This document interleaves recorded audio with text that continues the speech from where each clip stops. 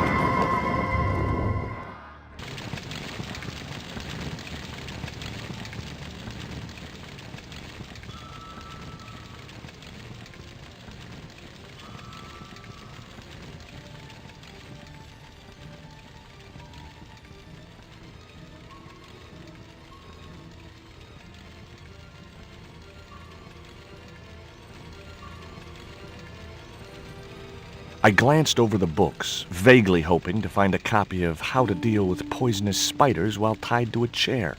No such luck. But I noticed one corner of the bookcase was supported by a loose block of wood. The bookcase was too big and heavy to move.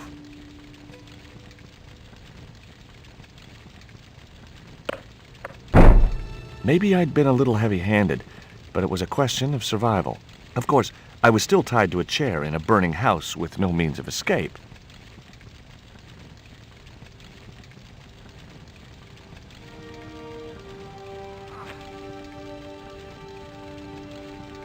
With one mighty bound, our hero was free.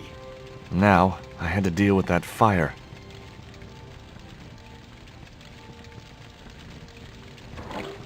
Inside, I found a bottle of tequila.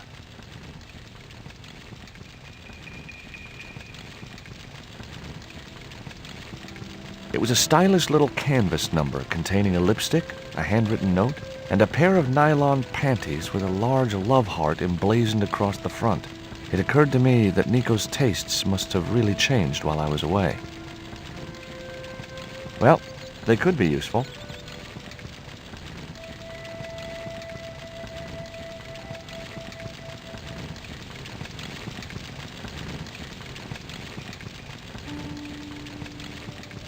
That dart was sharper than a mosquito's business end, but this didn't deter me from getting it anyway.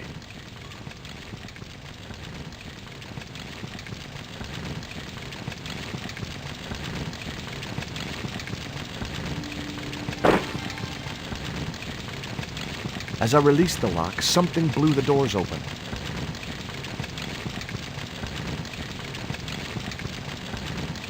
The panties I'd found in Nico's bag were just what I needed to wrap around the hot cylinder.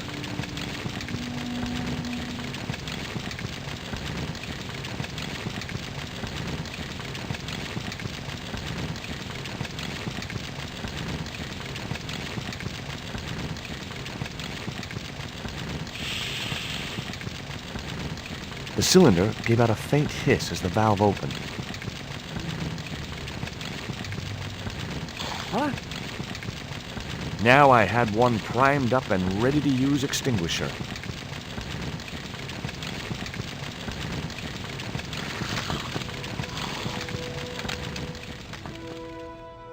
With a well-aimed squirt of his soda fountain, our unshakable hero saved the day.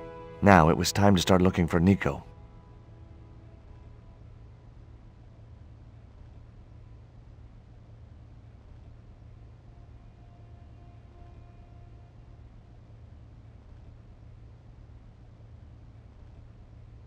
Normally, I didn't drink strong spirits, but today was far from normal. Ew. Disgusting. Not only did the tequila burn like hell, I just managed to stop myself from swallowing the worm. There was something short, fleshy, and gross on the carpet. It was the worm from the bottle of tequila. In the drawer was a small decorated pot.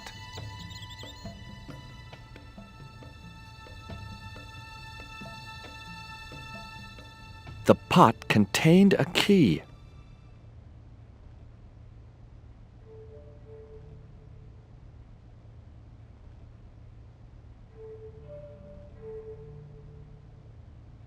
I wasn't going to burn myself on that red-hot doorknob, and it wasn't the time for subtlety.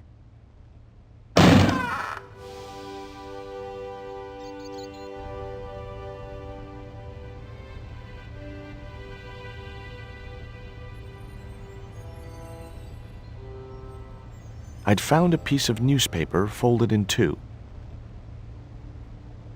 It referred to a forthcoming eclipse of the sun. Unfortunately, it wouldn't be visible from Europe. The best place to view the eclipse would be Mexico. It was the newspaper clipping referring to the imminent eclipse. Wrapped inside it was another small piece of paper. It was a bank statement for Aubier's account from an automatic telling machine. The last 5 withdrawals were for large amounts, and all made in Marseille. I guess I had no business reading the note, but I figured it might give me a clue to what Nico was involved in. It was from André Labanau, the history student Nico had known at college. The letter was sentimental mush, and revealed that the exotic lingerie, as he called it, was a gift from him. It gave his telephone number. Labanau figured himself as a rival for Nico's affections, but I couldn't believe that that creep was in the running. Much as I disliked him, Labanau might be my only hope of finding Nico.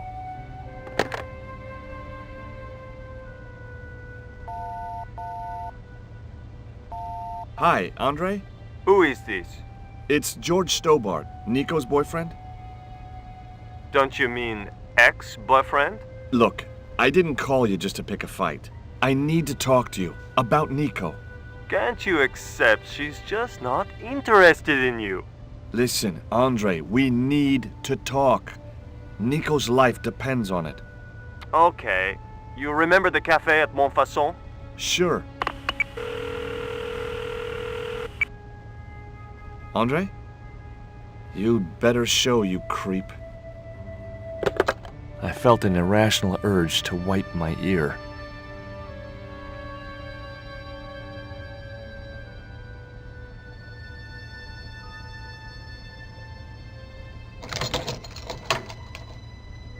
I unlocked the door. I wasn't looking forward to meeting Labanau again, but he was my only link with Nico.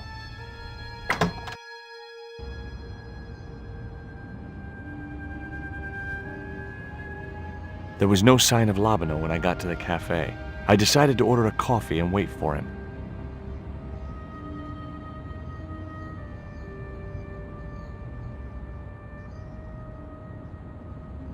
Pardon me, but don't I know you? Huh? You were here the day I found the catacombs. I was? Ah, yes, I remember you. Yeah. Are you still in the police force? No, not anymore. I'm a man of leisure. And what brings you back to Paris? My girlfriend. What it is to be young and in love. Will you share a bottle of wine with me? Hey, listen, I'd love to, but I need to keep a clear head. So my company isn't good enough for you. Why did you leave the police? I was forced to retire. The golden handshake. Only in my case, it was more copper than gold. How come? I was made a scapegoat to cover up the department's inefficiencies. It was a small silver flask from which the man was topping up his glass.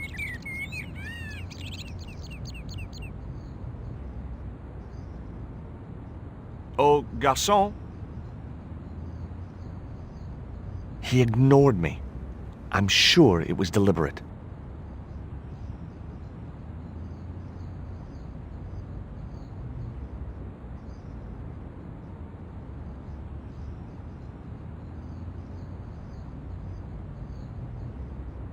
What's that you're drinking?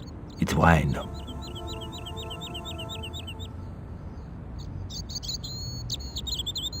It was a small silver flask from which the man was topping up his glass.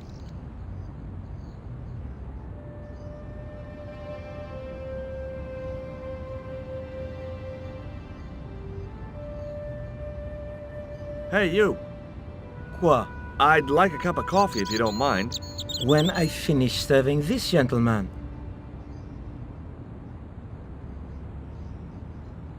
Have you ever heard of a Professor Oubier? No, monsieur. I don't recall the name. Well, apparently he's an expert on Mayan art and history. A little out of my field of experience, monsieur. If he'd been a serial killer or a sodomite, I might have been able to help.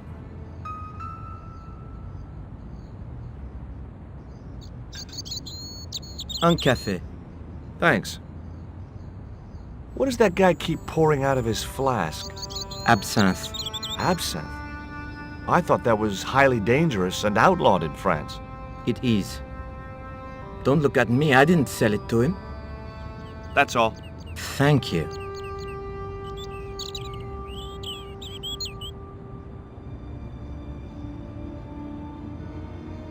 Well, this is a surprise, Georgie.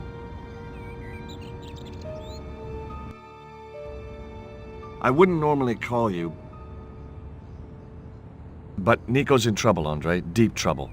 You have to help me find her. What? What have you dragged her into this time?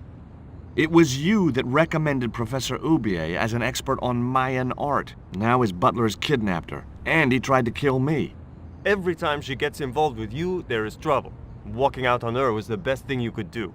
My father was dying, damn it. I had no choice. Well, she soon recovered once she went back to her old friends. Drop it, Andre. Right now, Nico's in danger, and we have to work together.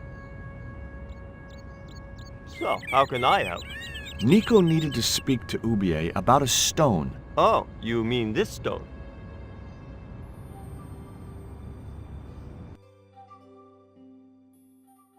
So that's what all the trouble's about.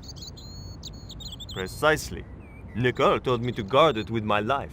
Well, it's worth more than that, surely. Oh, very funny. What's funny is that your life really is on the line. What are you talking about?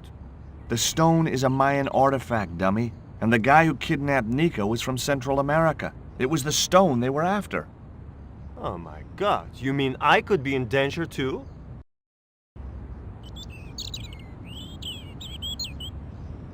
What can you tell me about this pot? South or Central American, I'd say. I have a friend who'd be able to tell you more. Where can I find this guy? He owns a gallery on the left bank, the Gliese Gallery. See you later. Goodbye, Georgie.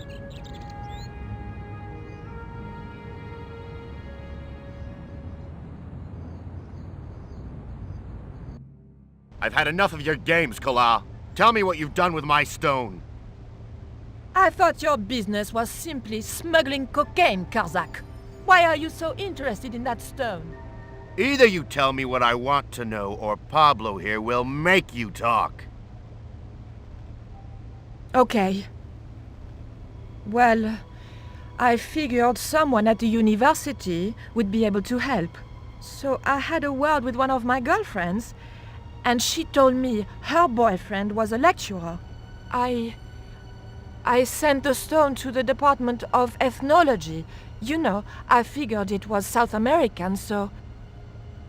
You're not buying this, are you? That's enough! I don't have time to listen to your mindless prattle. We'll leave you to think it over. Come the morning, you'll be ready to talk.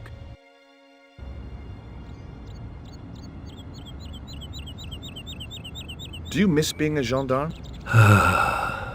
Yes, of course I do.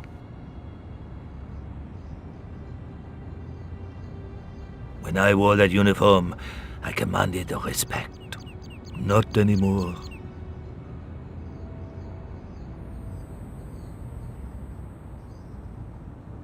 I grabbed the flask and was struck by a powerful smell of absinthe, a highly potent and illegal alcoholic drink. Now I had another lead. I could either go back to Aubier's house or visit the Glees Gallery. The Glees Gallery had style and class, but very few customers.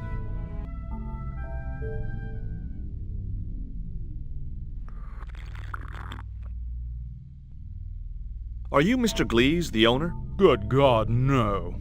Then I guess that must be him over there, right? Your powers of deductive reasoning astound me. What's that you're drinking? I'm not sure, but I have a suspicion it might be urine. Glees can't expect a favorable criticism of his gallery when he serves this muck. Would you give me your opinion on this pot, sir?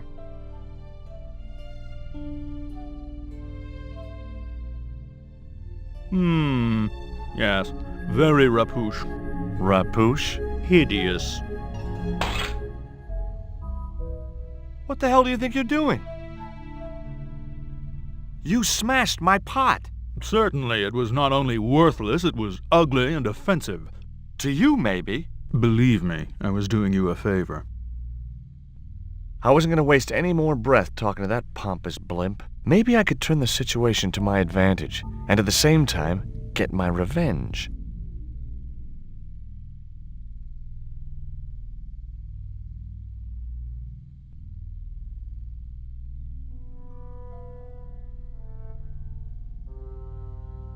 I splashed a little absinthe into the glass and hoped he wouldn't notice the change of color.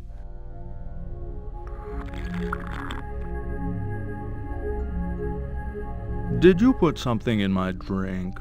Yeah, I did. What do you think? Well, it's certainly an improvement over Glees's wine. In fact, I could grow to like it.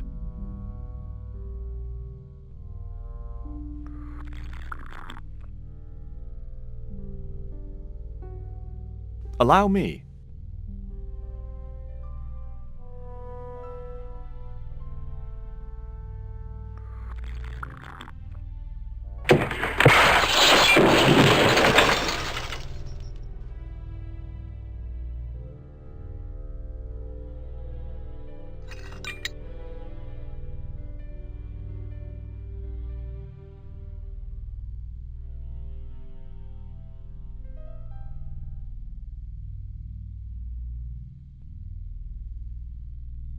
There was nothing in the case but styrofoam packing, but pasted on the side was the remains of a label.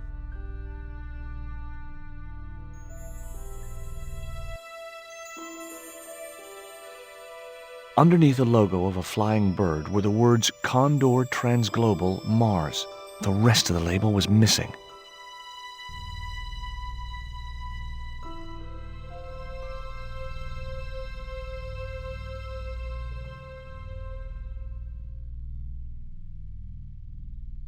Were those pots very valuable? The pots are insured, but not the shelving. You've no idea how much that cost me. I hope to God Aubier has plenty more of these pots at the docks. If not, I'm ruined. It was beginning to make sense. Aubier had organized Nico's abduction. Aubier withdrew money from Marseille. Aubier was connected with Transglobal, who shipped their goods from a warehouse in Marseille. That's how the torn Transglobal label had once read. Marseille, not Mars. It wasn't much of a lead, but it was all I had. I set off immediately to catch the evening train.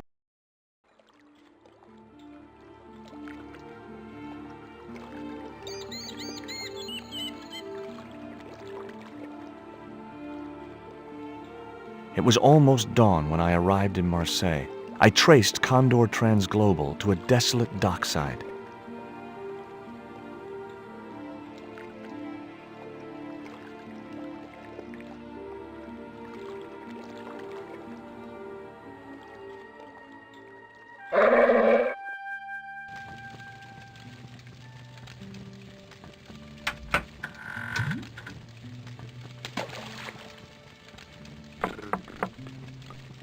Hi, good morning. Do you know what time it is? No, I don't wear a watch. As my dad used to say, I'm not into time, man. Well, you're too early. Ever heard of Condor Transglobal? Sure. They have a warehouse here. Well, could I take a look? Not until after the holidays. Come back in a month. I gotta go now, but I'll be back. Can't wait.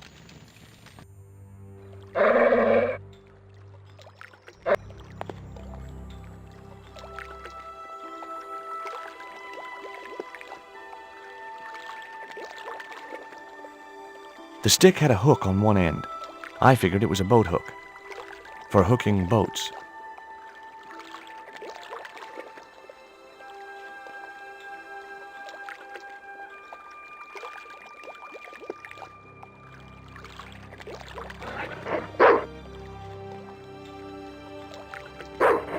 I just knew that boat hook would be useful for something. As for the bottle, even if I couldn't find a use for it, I'd cleaned up the dock a little.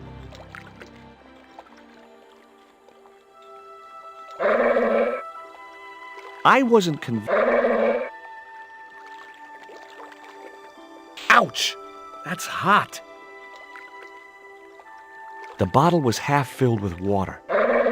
Maybe it would cool the cone down enough to touch it.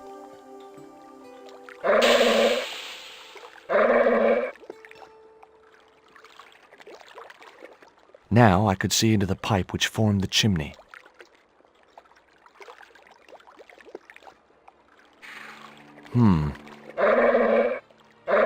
The bottle had blocked the chimney, and the hut was filling up with smoke.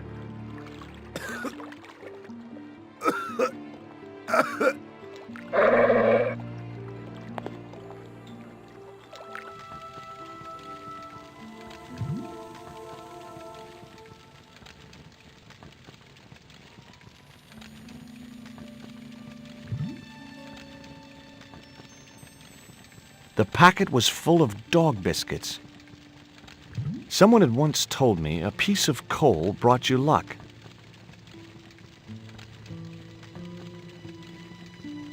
Who was I to argue with irrational superstition?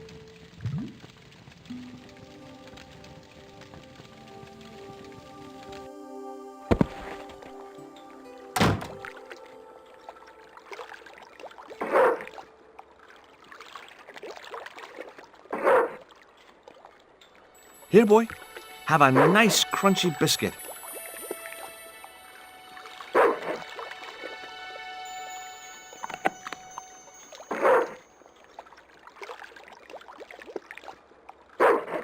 I felt a slight twinge of conscience as I prepared to give the dog a dunking. It soon passed.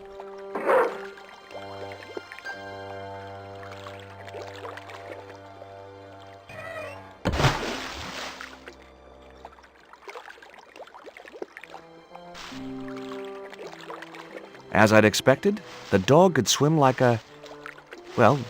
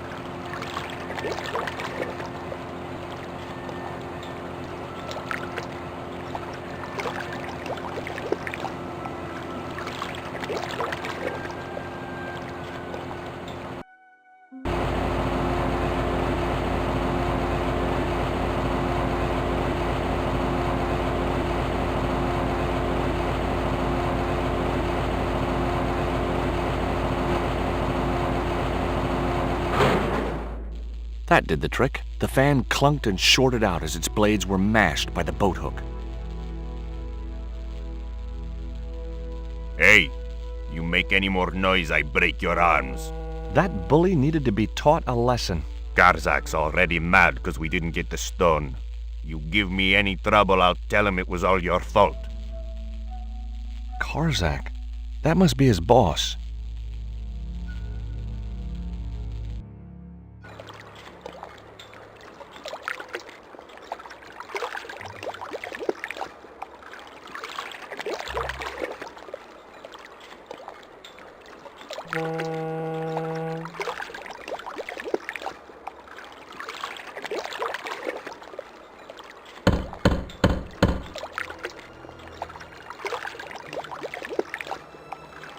Who is he? Police!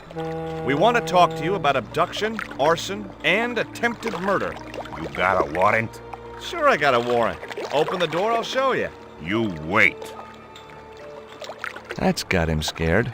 And angry.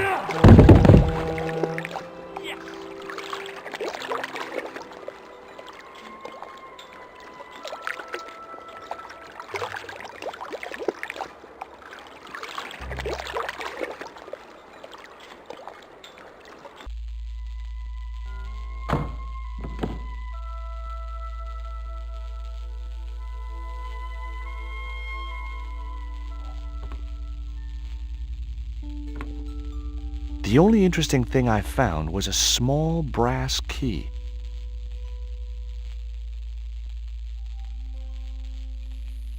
Among the paperwork which adorned the notice board was something which caught my eye. It was a delivery note from Condor Transglobal, and the address was Coromante City.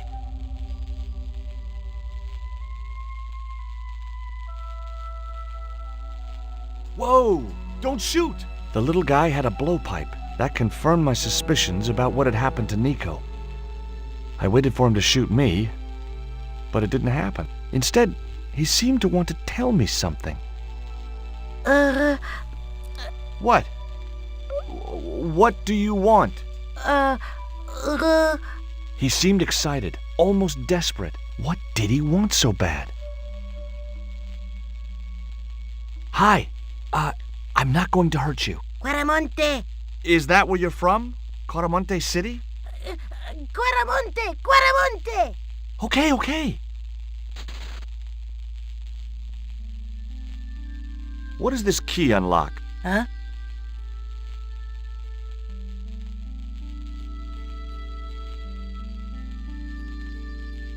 Hey, you're manacled. Who did this? That big thug? I'm gonna set you free, okay?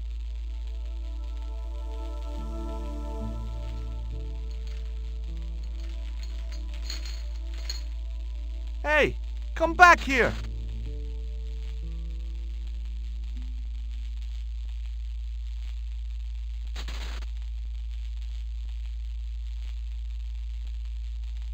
The little guy had gone to ground amongst the stack of crates.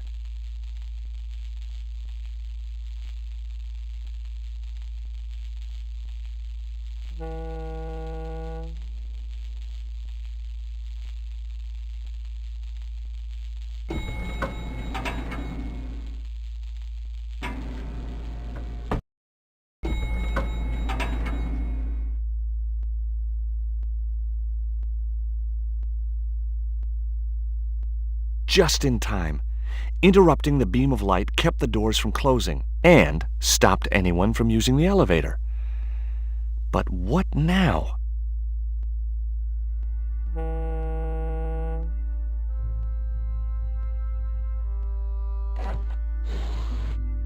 There. That would keep the doors from closing.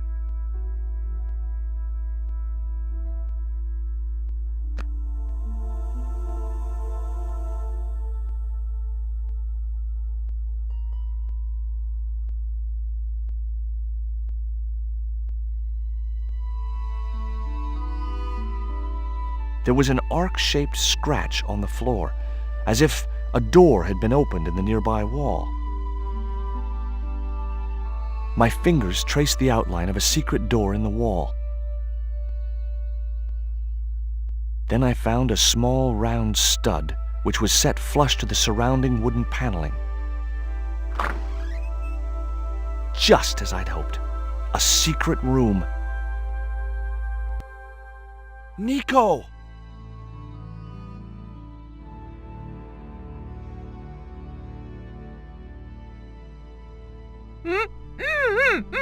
Hold still. This might hurt a little. Ow! Think yourself lucky you don't have a mustache. Thank God it's you, Georges. How did you find me? I'll explain later. We have to get out of here. Where's Pablo, the big guy? Out cold. Too much wine doesn't agree with him. Are you okay? Of course I'm not okay. Untie me this instant.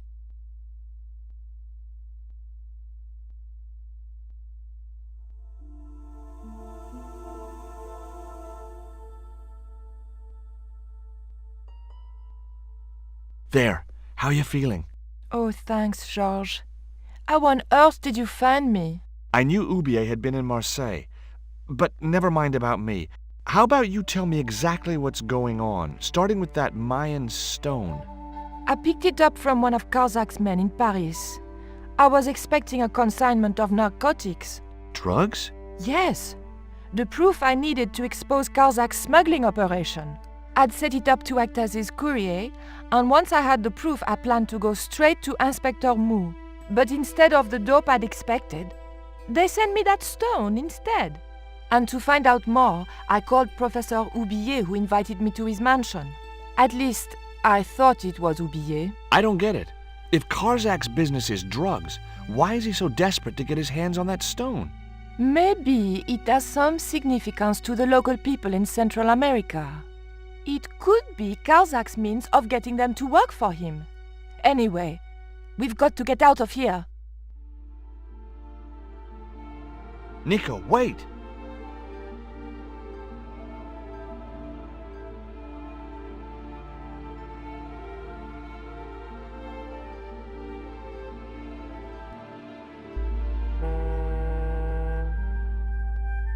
We can't use the elevator. If that thug Pablo's recovered, he'll be waiting for us. We've got to do something. Where does that door lead to? I'm not sure.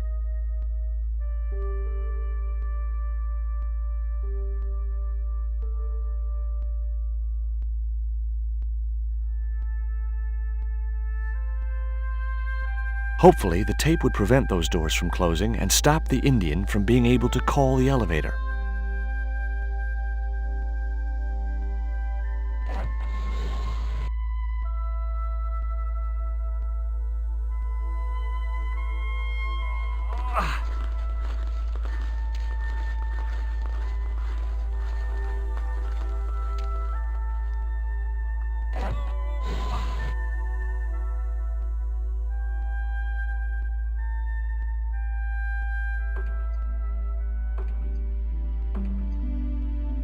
The pallet rose about 6 inches off the floor, and I said a silent prayer to whoever had discovered the power of hydraulics. What on earth are you doing?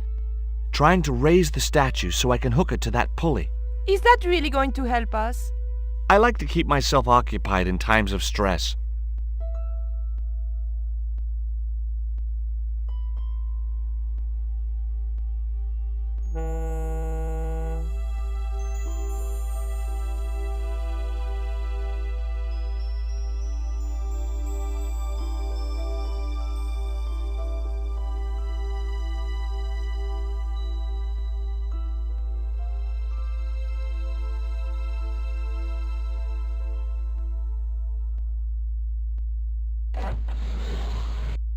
It was too heavy for me to move on my own.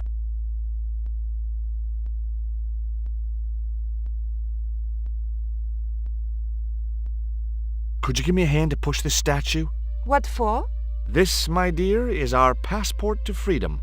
If you say so, dear.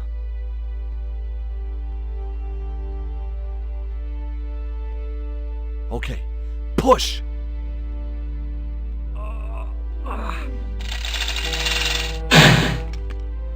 great teamwork. Nice to be working with you again, Mr. Stobart.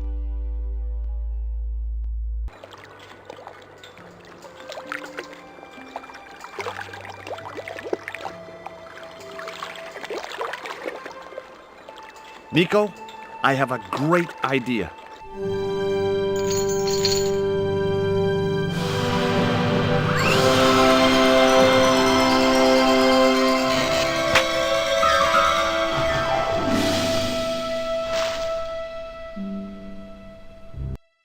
George, where have you been? Never mind that. Do you have the Mayan stone? Maybe I have, but, Don't argue, André. Give the stone to George. well, of course, if you say so, Nicole. Thank you so much, Andre. Georgie told me you'd been kidnapped, my dear. I'm glad to see he was mistaken. Oh, but it was true. If it hadn't been for George, I wouldn't be here now. It's not finished yet. Karzak's thugs will be back for that stone, you can bet. The best lead that we have is Coromonte City. Coromonte? It's in Central America. That's where Ubier gets his artifacts. That's all we needed to know. Come on, George. Quaramonte, the traveler's rear entrance to Central America. Well, that's how it was translated in the brochure. We didn't know what we were looking for, but the offices of Condor Transglobal seemed a good place to start.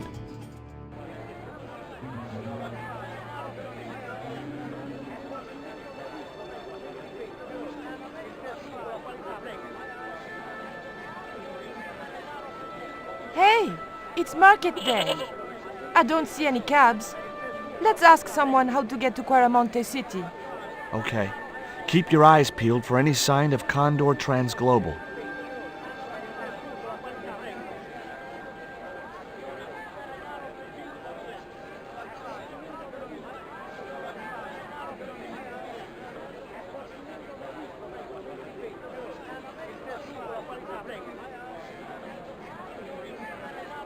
Hey, Nico!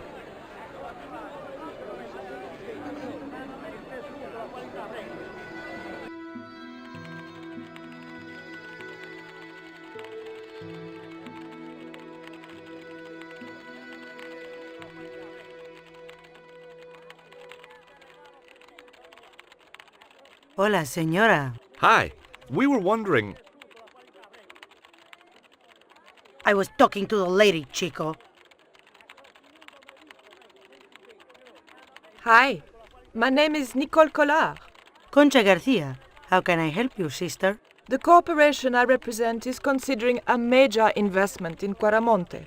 Your advice, as the head of an obviously successful concern, is precisely what I'm after. My assistant, Mr. Stobart, has a few questions he'd like to ask you.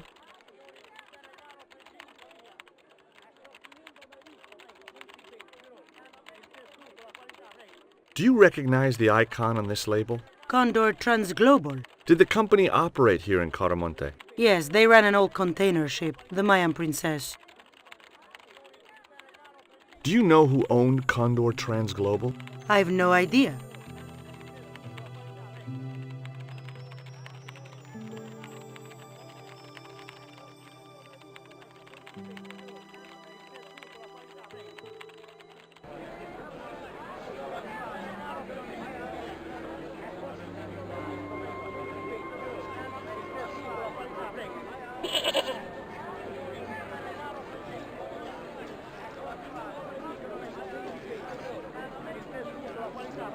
Hey, cheer up, guys. What's with the long faces? Our pipe player has been arrested and thrown in jail. Poor Miguel. He never broke the law in his life. Why don't you try playing a tune to cheer yourselves up? No, we should be looking for real jobs. We could earn 10 times as much down the mines. My cousin Ramirez was earning 8 pesos an hour. Before he lost his legs in the accident. Tell me about the accident at the mine. There was an explosion at Teoculcan. 30 miners were buried alive. They got some of them out, though. 2 of them, including your cousin, and they left half of him behind. Why was Miguel put in jail? for playing folk music. What? It's true, senor. He insisted on playing traditional Quaramonte music, even though it's illegal. Take a look at the design on this label. I have seen that before. Where? There was a ship flying a flag just like that. When did you see this ship? 3 months ago. It was here, at the docks. What was the ship with the Condor flag carrying? I don't know, senor. We weren't allowed near the docks. That's right. Usually we meet the ships when they tie up. We play to the tourists. Well, when the Condor ship came in, we were told to go away.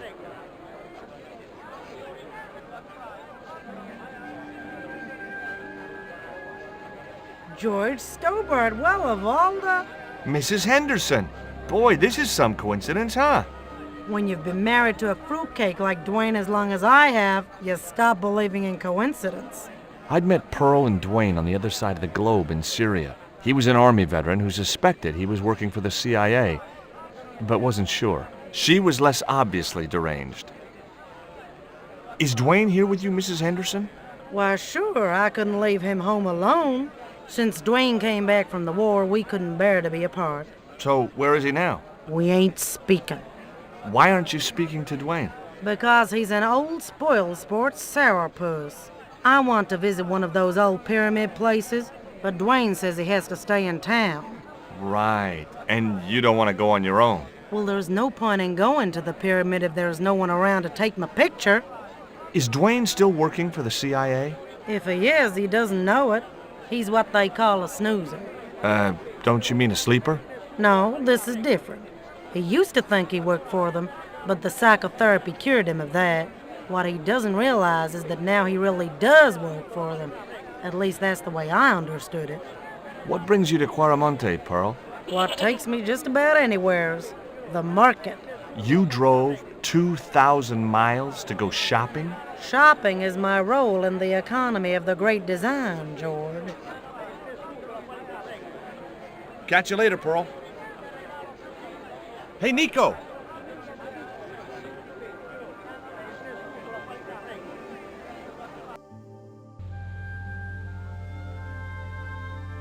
I have done just as I have been instructed, Professor. With the mine closed down, there'll be no one around to observe your excavations. Ah, I have visitors. Just remember what I told you, General. There's really no need to make a martyr out of that man.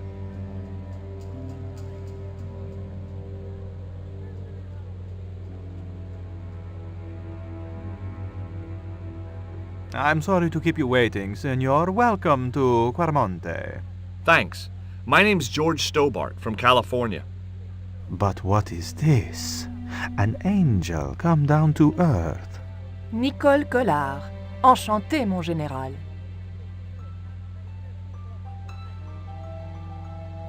Pardon me, Senorita, but I couldn't help myself. Look, we'd like to ask you a few questions. You've come to the right place, Senor. Tourist information. General Graciento, at your service.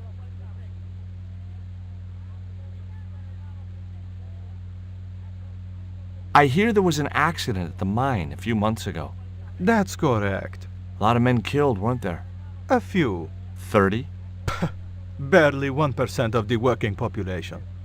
Is it true there's a restriction on music in Quaramonte? Yes, there is. An emergency measure introduced by Nuestra Senora.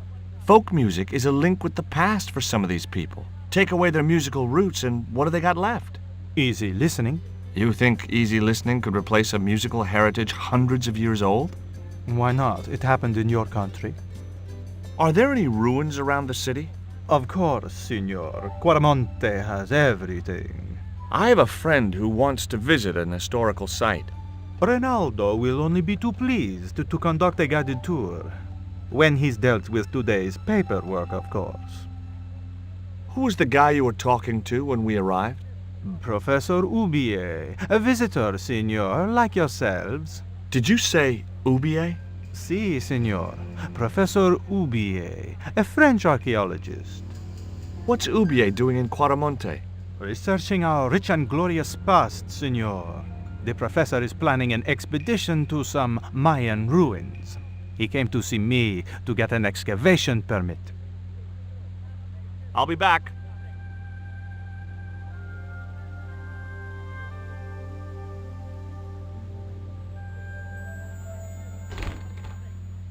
Senor. Leave that child alone.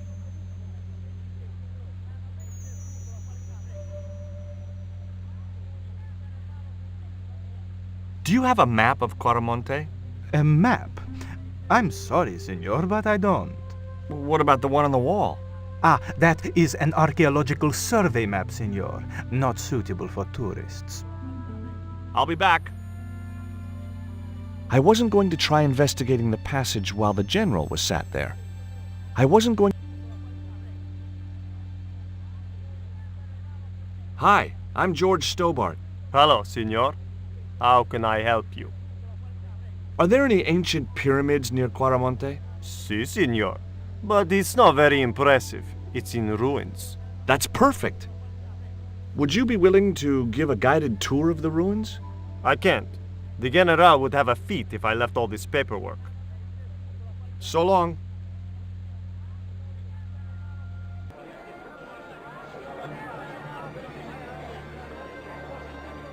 Did you notice that chart on the police station wall? Yes, it looked like a map to me, but I couldn't make out the details. Whatever it was, the general didn't want us to see it. You came on a little strong with the general. I was merely flattering his ego, Georges. Every man has his Achilles heel. Maybe, but that guy's weakness isn't in his foot. Tell me about this Karzak guy. Well, I saw him for only a few minutes, but he frightens me. I got the impression that Pablo was nervous when he was around too. His eyes, they're like a wild animal's, like a tiger. That's what scared me most about him. He looked so unpredictable and dangerous. That man we saw talking to the general was Oubier. Didn't you recognize him? I never met him, remember? The guy I called in Paris claimed to be Oubier, but he sounded nothing like the man in the police station. Maybe the professor really is innocent. Nah, it's too much of a coincidence that he's here in Quaramonte.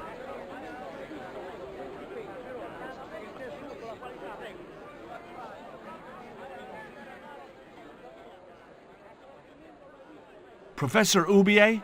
Yes? Who are you? My name is Stobart, George Stobart. I thought that face was familiar. Remember me, George? Dwayne Henderson. Hi, Dwayne. Just a moment. I have a few questions to ask the professor here.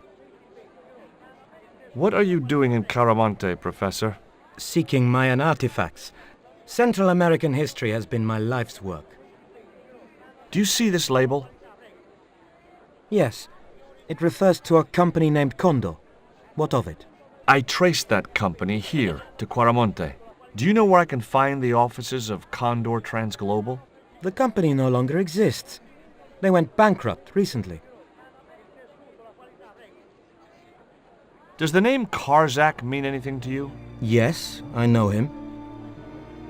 In fact, if it wasn't for Karzak, I wouldn't be here. What? He's financing my expedition. I have proof that you are directly involved with Condor. I used them as shippers to transport artifacts to a gallery in Paris. Beyond that, I have no connection with the company, which, as I said, no longer exists. Can you identify this statue, Professor? Oh, yes.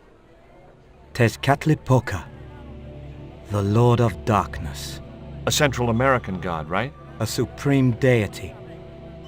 Tezcatlipoca means, literally, smoking mirror. There. You see the mirror shield in his left hand? The Mayans believed he could look into the mirror and see into the hearts of men. He was the wind which came howling in the night in search of victims. And victims they gave him by the thousand. Human sacrifices? Men, women, children, animals, anything that bled. The steps of his temple ran red with the blood of sacrifices. The Mayans have a legend that says he'll return one day. I hope I'm not around to see it.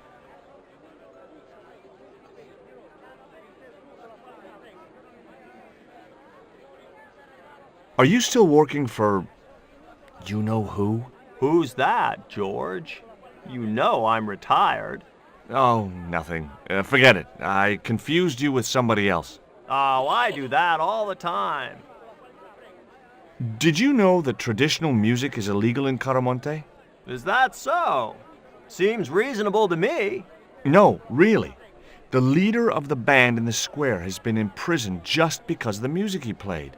I don't know who you've been talking to, but that fella, Miguel, he's an agitator. What's the real reason the musician was imprisoned? Handed out subversive literature at the mines. That so-called general was waiting for Miguel when he got back into town. Marched him off to jail at gunpoint on a charge of inciting a riot.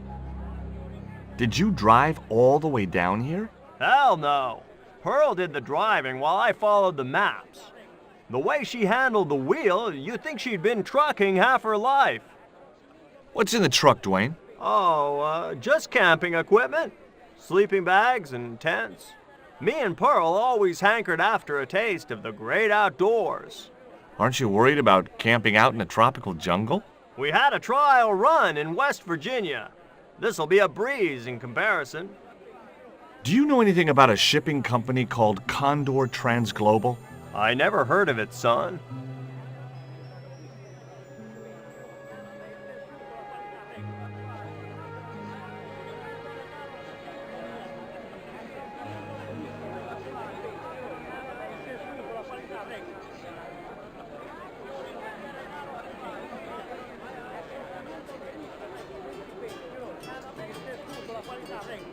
Tell me about the general. You know, the guy in charge around here. We don't want to talk about him, senor. How come? No one can hear you. Well, only that old goat. In Quaramonte we have a saying. Don't tell your old goat what you don't want your wife to know. What does that mean? I don't know.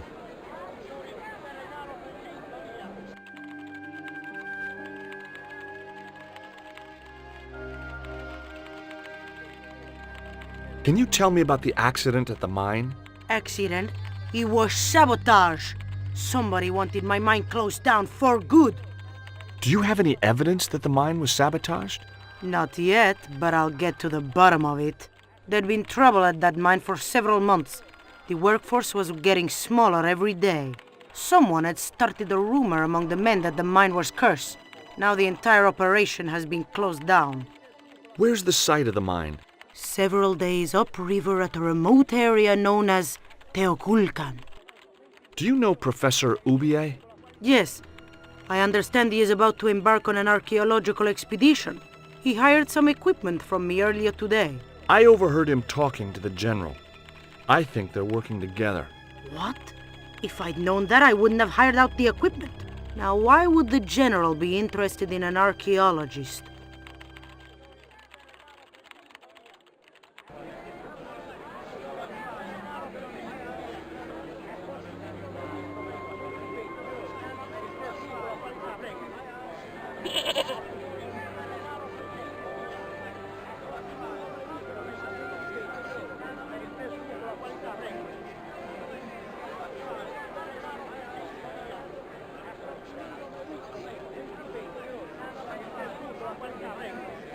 Have you met the guy who calls himself the General? No, I haven't. Is he a real general?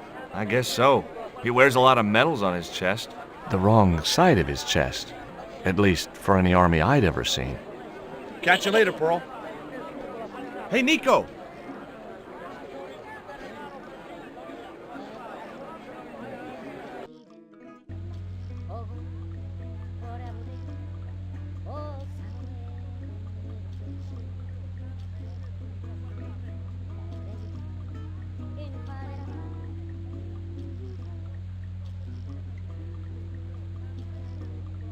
Take a look at this label. Si, senor. Condor Transglobal. Can you tell me where to find their offices? No, senor. I never heard of them, and neither did Ronaldo. The lady at the mining company told us a ship belonging to Condor was here recently. Conchita Garcia is crazy. If there had been a ship, do you think I wouldn't have noticed? Are you sure you never heard of Condor? Oh, yes. The company is registered here in Quaramonte City. You are mistaken, senorita. The musicians out in the square say that a ship flying the Condor flag was berthed here. They are simple peasants. They will go along with anything you say in the hopes of parting you from your money. I believe Condor is run by a man named Karzak. Wrong again, senor. Karzak has nothing to do with anything called Condor. Whoever he is. Do you keep a record of companies registered in Quaramonte? Of course, senorita. Unfortunately, all the records were destroyed by a flash flood. I'll be back.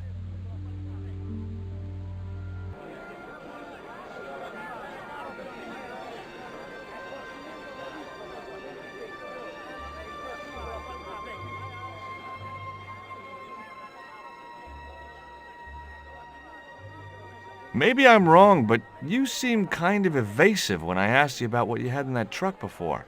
Damn right I was being evasive. I couldn't talk in front of the foreign national, see? George, I'm on a top-secret classified mission for Uncle Sam. This truck is a rolling bomb. 400 pounds of nitrate fertilizer with a plastique initiator. They'll hear the bang in China.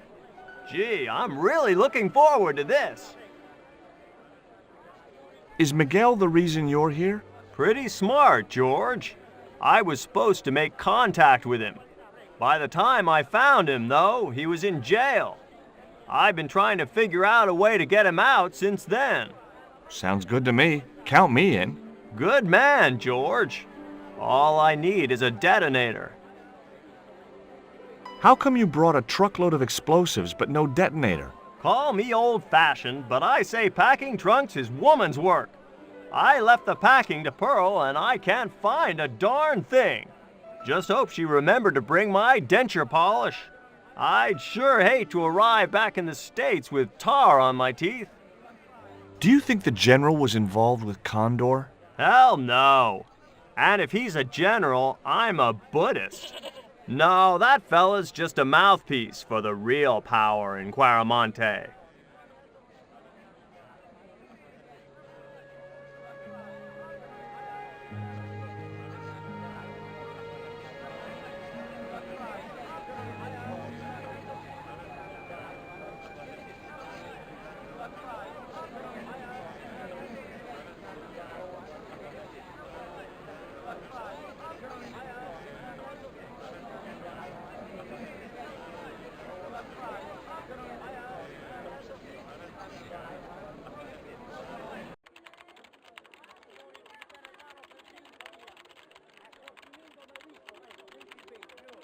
Do you have any kind of detonating device in stock? Sure.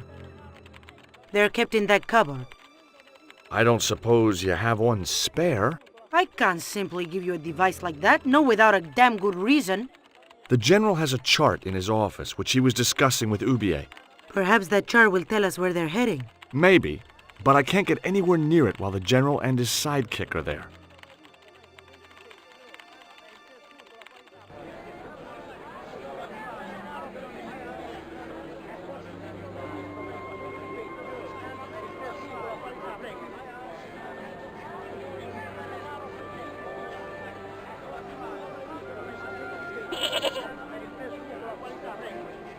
Could you distract the general while I took a look at that chart? You're kidding.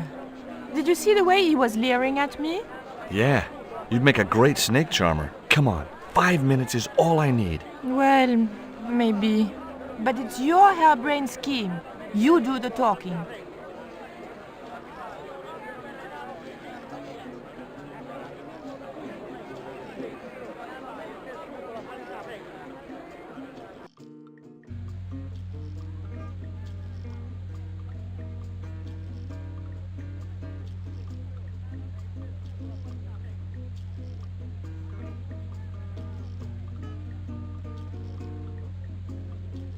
My girlfriend has a favor she wants to ask you, General. For you, my dear, anything.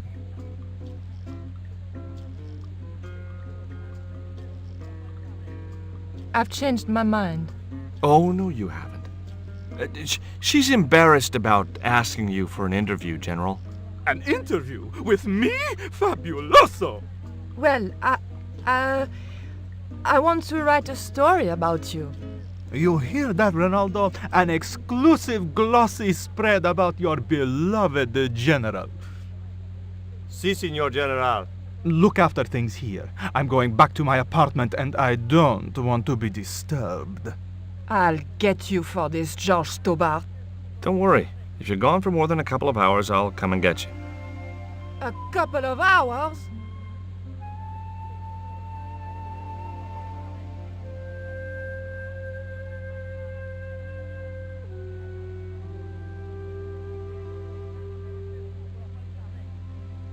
Would you take my friend to the ruins now the General's gone?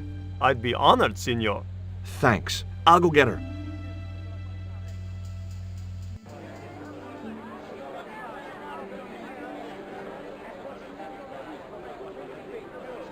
I've made the arrangements for your visit to the temple, Pearl. Oh, that's just great, George. Why don't you come too, honey? I'd love to, but right now I have to save the world.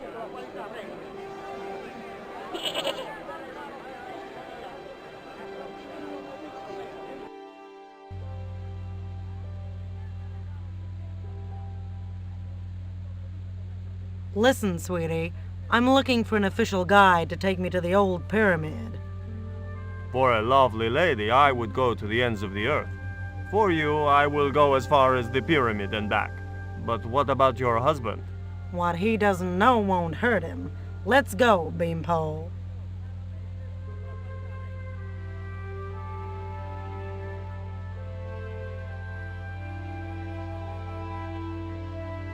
As Pearl and Ronaldo set out for the ruined pyramid, I prepared to search the police station.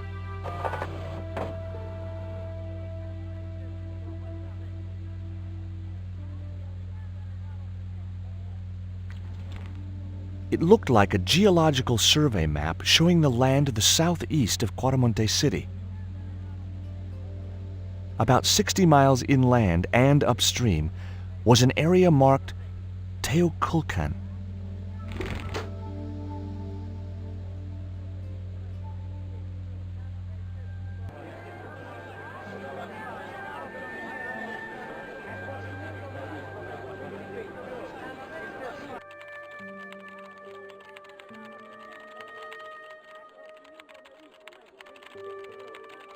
I got a good look at that chart in the police station.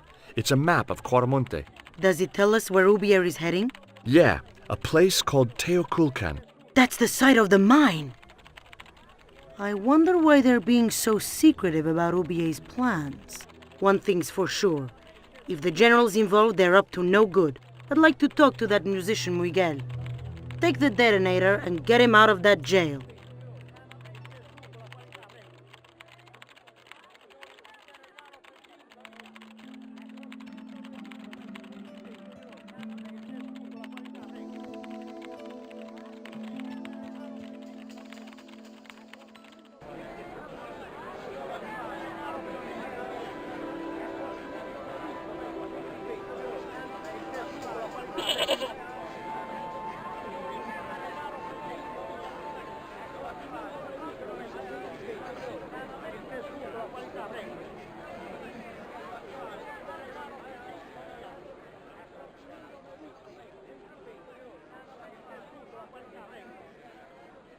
Here is the detonator, Dwayne.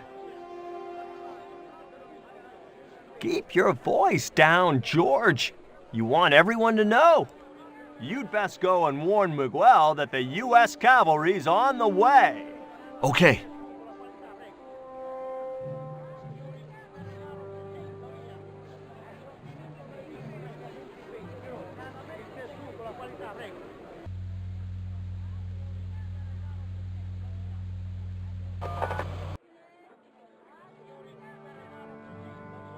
Hey, Miguel. What is it? What is happening? We're getting out of here. Who's we? They've sent the Delta Force. Nope. The Impossible Missions Force. Don't make me sick. Much better. Who then? A retired greetings card salesman from Ohio. I'm doomed. You're not the only one. I should have known you'd be trouble the moment I saw you. Look, I can explain everything. Get in that cell, now. And what if I refuse? He'll shoot you. Okay, here I am, going quietly into the cell.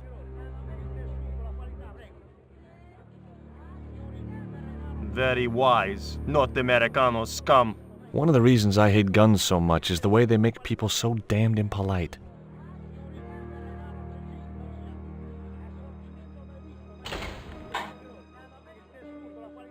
I hope you're enjoying your vacation, Senor Stobart. Go polish your weapon, Ronaldo.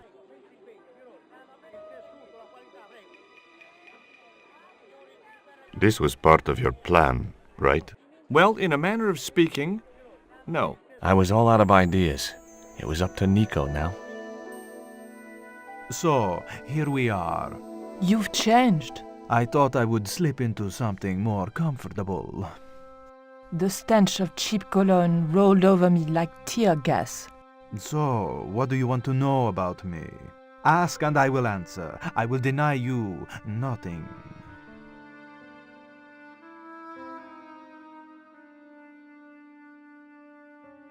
I am a very giving person. How nice for your friends. Your eyes are glittering like stars. His damn cologne was making my eyes water. I was running out of sofa.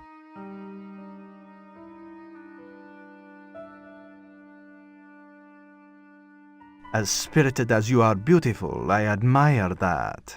As long as he admired it from afar. A tiger skin lay on the floor. A lava lamp, hip in a retro way. I had no doubt the general thought it was hip, full stop. It was a portrait of some thug in a uniform. Cutting-edge technology, in 1978 at any rate.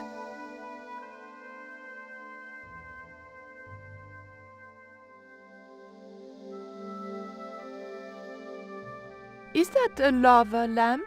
Sure, it's more impressive in the dark. I'll close the blinds. No, don't do that. Not on such a beautiful day. Who's the guy with the hat and the fat cigar? My mother. I, love your TV. Oh, yeah, cool, no? That tiger skin. You didn't kill it yourself, did you? Alas, no. I had to import a synthetic one from the United States. It is very comfortable to lie on, naked. Unfortunately, I'm allergic to man-made fibers.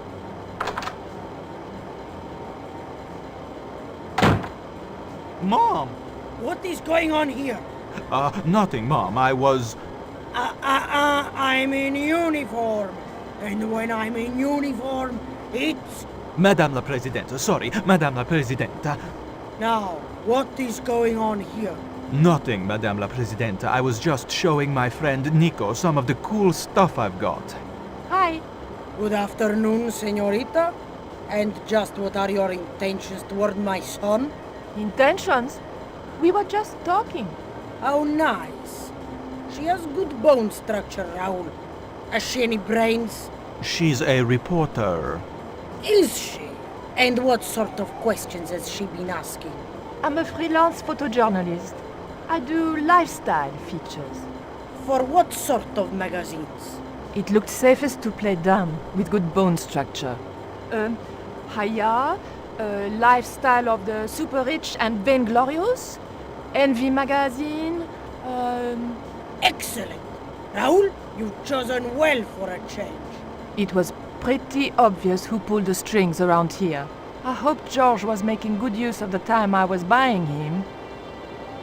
And then it goes, Pa pa pa pa pa pa pa pa pa pa. And when you were in this band of yours, you used to play that song for 2 hours? Yeah, we were really famous at our college. Still, ours wasn't as good as the original version.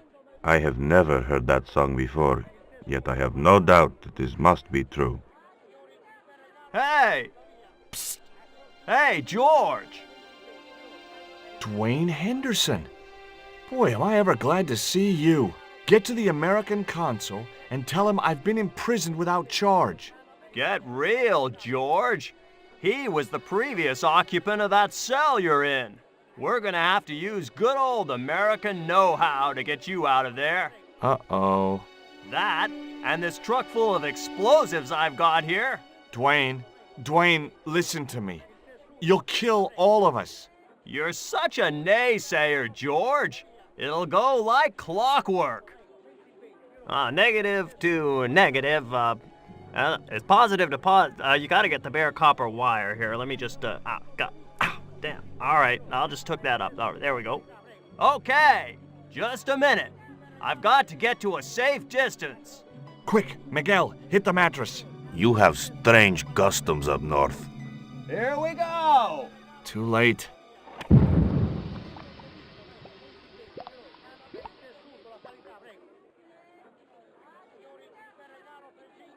Are we dead yet?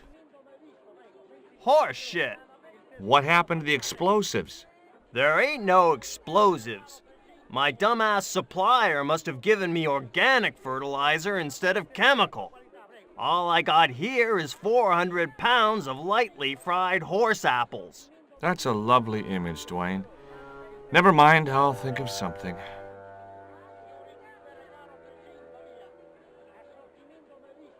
It was a length of rope, knotted in a hangman's noose. I can't believe that punk jailed me for no reason at all. So, it happens. But I'm a U.S. citizen. See, that's true. They dare not execute you. Yeah? Well, that's something. They'll have to arrange an accident for you instead. Why is that noose hanging from the bars? Ronaldo strung it up, for me to hang myself. Don't cry for me, Senor Stubbard. When I am dead, the goddess will take my soul to rest in paradise. Listen to me, Miguel. You give me that rope, and I'll get us out of here. Is there somewhere you can hide from the General? Of course. My friends have a boat ready to take me upriver. But how are you going to break out of here with just a short piece of rope? I'm not sure, but I'll think of something.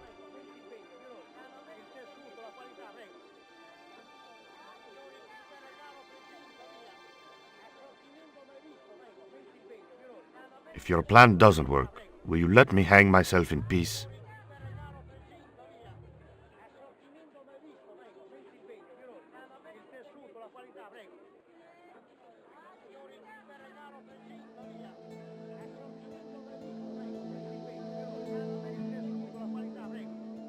Give me a minute to think, Dwayne. Okay.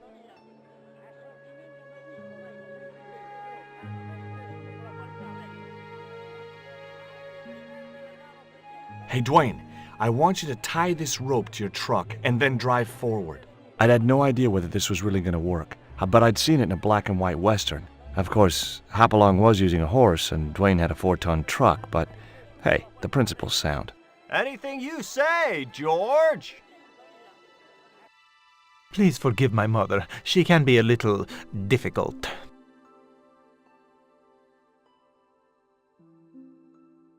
Oh, my feet, Raoul!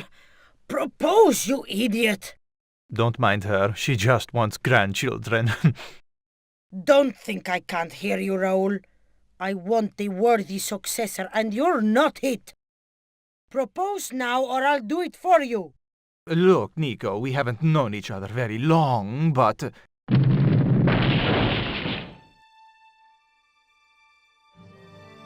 What the hell was that? I didn't know what was going on, but Georges had to be involved in it somewhere.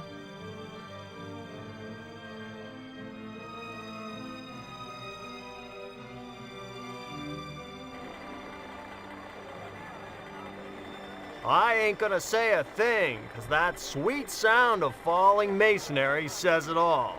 Quick, senor, the river. Huh? Wait, what about Nico?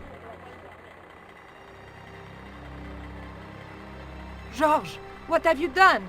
You only had to sneak a look at a chart, and it's turned into World War III. No time to explain. Come on.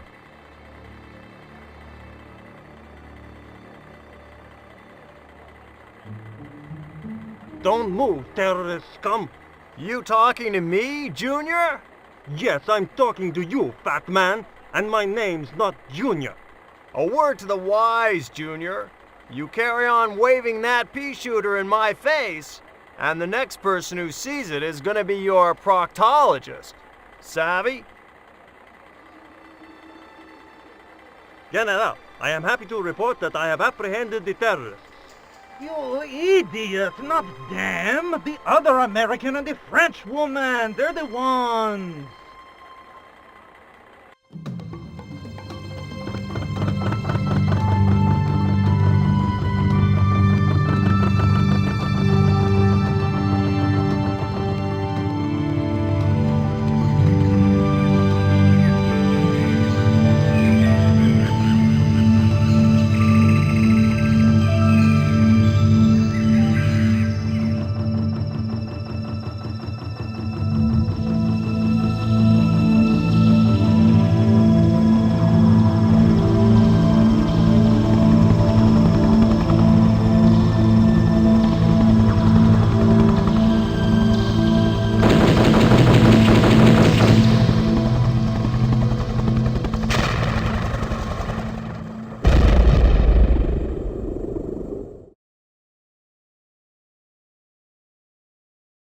When I recovered consciousness, I was alone, washed up on the riverbank. My head was aching fiercely, and my mouth tasted like a swamp. At first, I thought the music I heard was in my head. Just my luck to wind up in paradise with a migraine. But I followed the sound and discovered a tree house in a nearby clearing.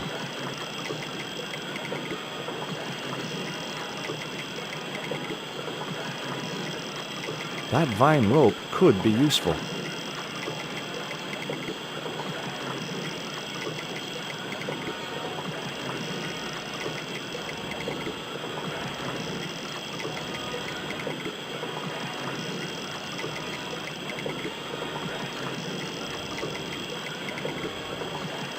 I placed the bank statement over the damp leaves.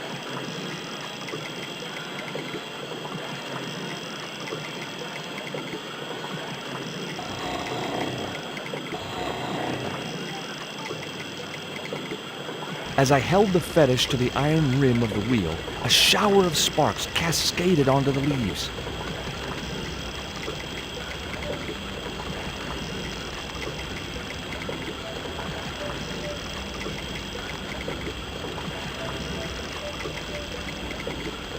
Quick, men! Put out that fire! I've got a sick woman up here. Sorry, Father, but I needed to attract your attention.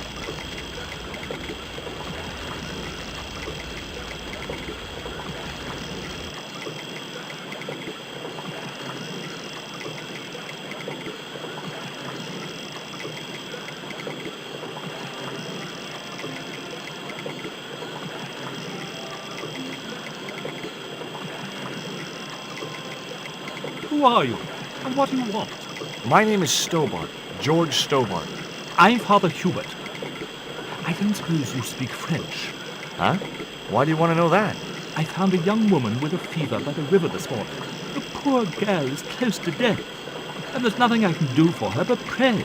I don't understand her, but I think she's speaking French. Hang on. That must be Nico. That's my girlfriend you've got in your treehouse. What's the matter with her? She's been bitten by a venomous river snake. But can't you do something for her? There's a cure, isn't there? I ran out of penicillin and morphine years ago, but the local people speak of a root which they believe will counteract the poison. Where can I find this root? I don't know, but maybe the shaman of the village can tell us. Will you show me the way to the village? Me? Oh, but I can't. Can't? Nico's life depends on it. You're right. Of course I should, despite my own guilt and shame. But I can't go as a representative of God with a creased collar. A creased collar? You mean you put your personal attire higher than the life of a sick woman? I will not go to that village looking anything but my best. Give me your collar. I'm sure I can find a way to press it. Thank you, my son. In the meantime, I must contemplate my sermon. There was obviously more than a creased collar bothering the priest.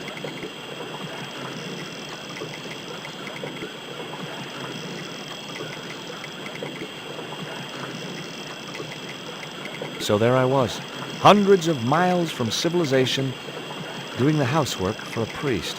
It's a strange world.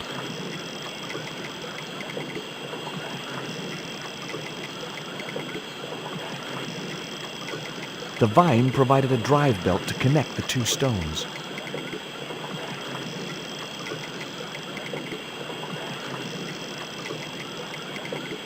It was heavy. I guess that was intentional.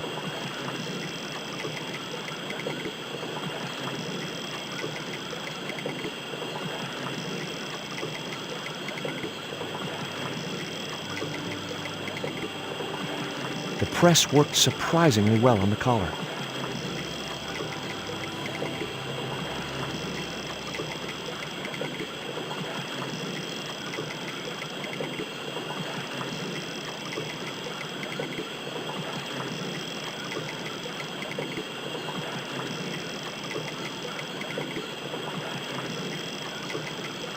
Here's your collar, Father.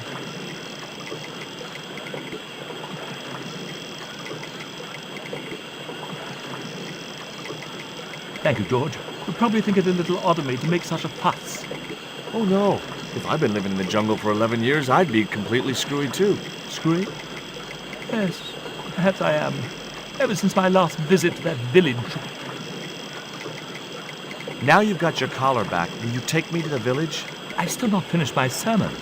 Look, Father, I still don't know why you're so reluctant to visit that village, and it's none of my business. Whatever the reason, it can't be more important than saving Nico's life. You're right. I must be crazy. We must make haste if we're to reach the village before nightfall. By the time we reached the village, it was sunset.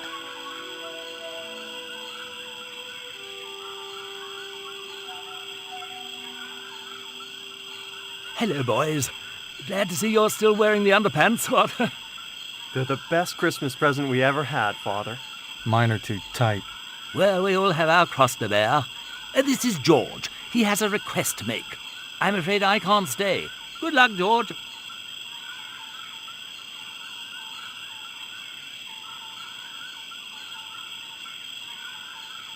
That's a relief. I never feel comfortable with him about. Me neither. These damn pants keep riding right up my butt. So, what do you want? My girlfriend has been bitten by a snake. So, everyone in my family has been bitten by snakes. I was bitten by a dormouse once. She's real sick. I hoped your wise man might have medicine. Wise man? You must have the wrong village.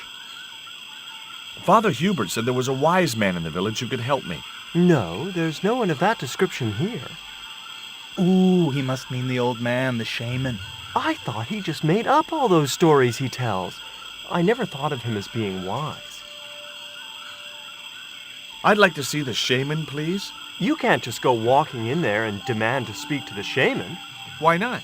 You have to observe the protocol. The shaman demands tribute. Tribute? You mean like a gift? That's right. The eternal question. What do you give a man who has everything? Here, he'll like these biscuits. If you say so.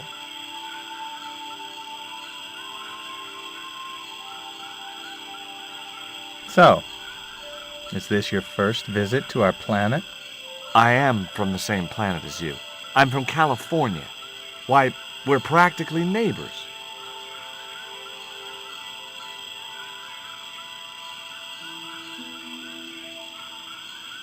He liked the biscuits, especially the black ones. He wants to know if you've any more.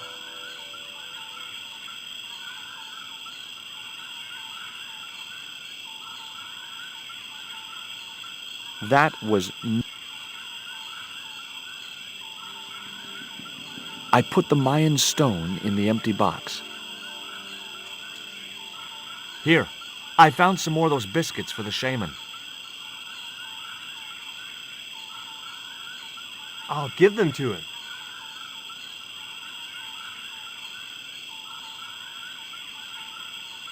What do you do for entertainment here in the jungle? We make documentaries. Me and Tabtic, we've appeared in 7 TV films and an article in National Geographic.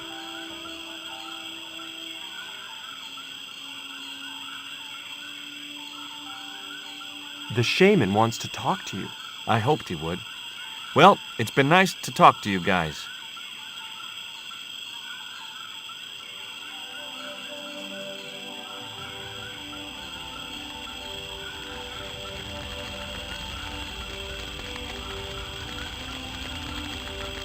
Hi, my name's George Stobart.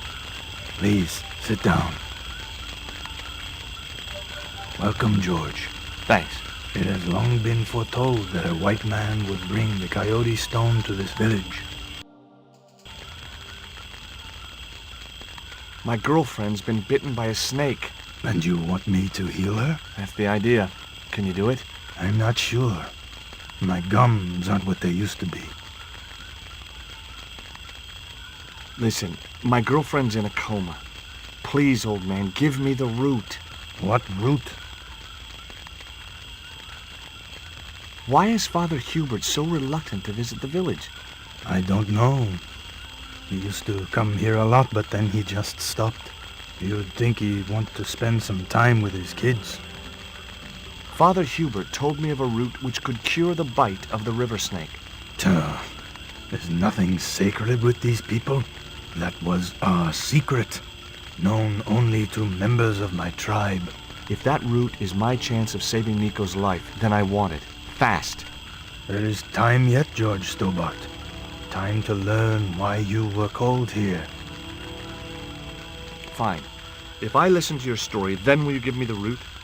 The eel travels far, but still returns to the place of his spawning. And look, I'm running a tight schedule, so can you skip the riddles? Many years ago, when the world was young, the great god and king Quetzalcoatl was defeated by trickery and deceit. His enemy Tezcatlipoca took his place as leader and demanded terrible human sacrifices. A group of loyal priests found a way to trap Tezcatlipoca. But his powers were so great, they knew he would not remain trapped forever. His time of incarceration would end with the eclipse, which marked the close of the 5th age. So the priests fashioned 3 obsidian stones which contained the power to seal the mirror for all time. But before the stones could be put in place, they were seized by the invading Spanish. But how did they trap Tez, the evil god? They built a pyramid which they told Tezcatlipoca was dedicated to him. At its center, they fashioned a huge mirror of perfectly smooth obsidian. Luring him into the pyramid with praise and flattery, they used sorcery to ensnare him in the mirror. What happened to the stones? They were taken by the Spanish to the coastal town that is now called Cuaramonte City. Only 1 stone reached Spain. The other 2 fell into the hands of buccaneers. The Jaguar stone was captured by an English captain, El Draco. The Eagle stone was taken by a pirate called Ketch. The 3rd stone, the Coyote stone, reached Spain safely. That is the stone in your possession. Tell me more about the Jaguar stone. Many centuries ago, the port of Cuaramonte was entered by a ship flying Spanish colors. The captain, the man known as El Draco, sent soldiers ashore. Only when the soldiers arrested the mayor did the people realize that they were English privateers. The mayor was held hostage while the soldiers looted and plundered the city. Amongst the treasures they stole was the Jaguar Stone. Where is the Jaguar Stone now? I suppose El Draco took it back to his homeland, across the Great Sea. To England. Tell me more about the Eagle Stone. The stone was loaded onto a galleon with many valuable artifacts plundered by the Spanish. But shortly after leaving harbor, a terrible squall blew up and damaged the ship. The ship was intercepted by a bloodthirsty pirate, Captain Ketch. Ketch made short work of overpowering the crew, stealing the treasure, and sinking the Spanish ship. Where's the Eagle Stone now? Nobody knows for sure. Ketch retired from piracy and bought an island in the Caribbean. What do I do when I find the stones? Bring them here to me and I shall prepare you. The stones must be taken to the heart of the pyramid. Only there can they be used to seal the gate by which Tezcatlipoca will return to this world. Now do I get the root? Here, take it. Make haste if you wish to save the girl's life. The hummingbird sings to me of death to come. Now you're talking in riddles again. Listen, is it okay if I crash here? I've got no chance of finding my way through the jungle in the dark. You're welcome, but you probably won't get much sleep. Tonight's the night of the monkey dance.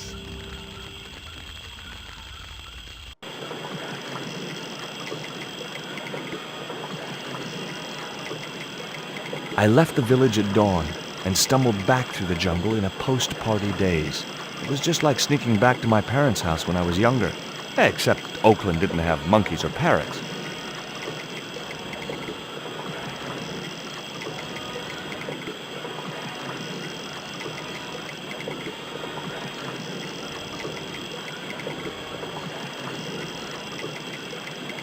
The cone was ideal as a makeshift container.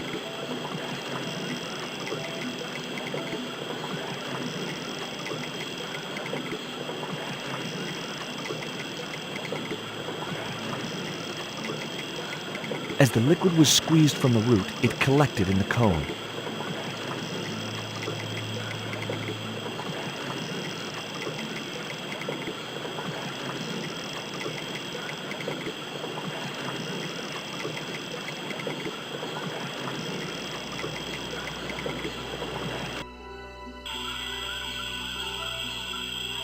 Look, Hubert, the antidote. Well, what are you waiting for? Give it to the girl, quickly.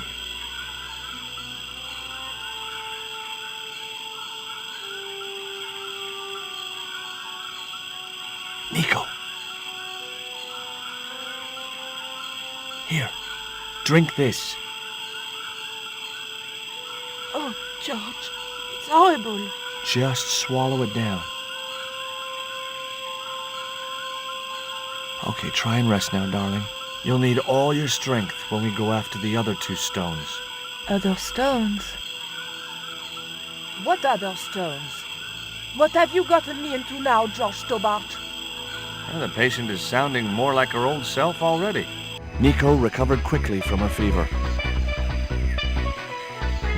To save time, we decided to split up and look for each stone independently. I traced the pirate Ketch to a remote island in the Caribbean. With the fortune he'd amassed from piracy, he'd retired to a place that was later called Ketch's Landing.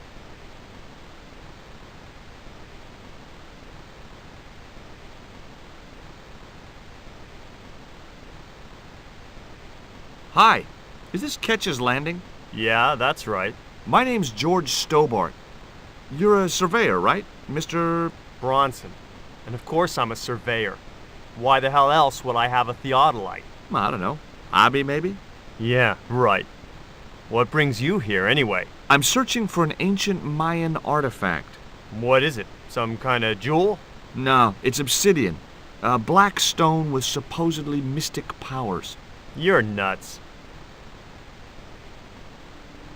This is similar to the stone I'm looking for. What makes you think you'll find it here? Because when the stones were stolen in the 17th century... Hold it!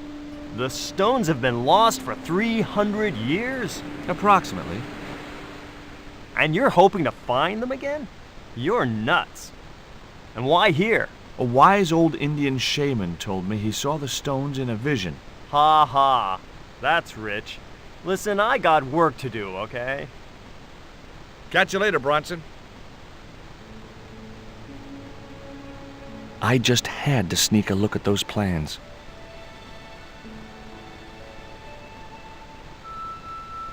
Hey, get out of there. You know, wherever I go, I hear those words. Paris, Syria, Ireland, or Spain. Makes no difference. What do you think you're doing? I was trying to show some interest in your project.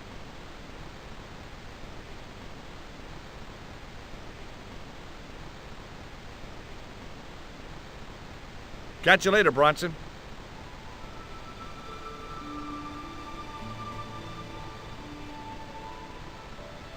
A cute little putty tat.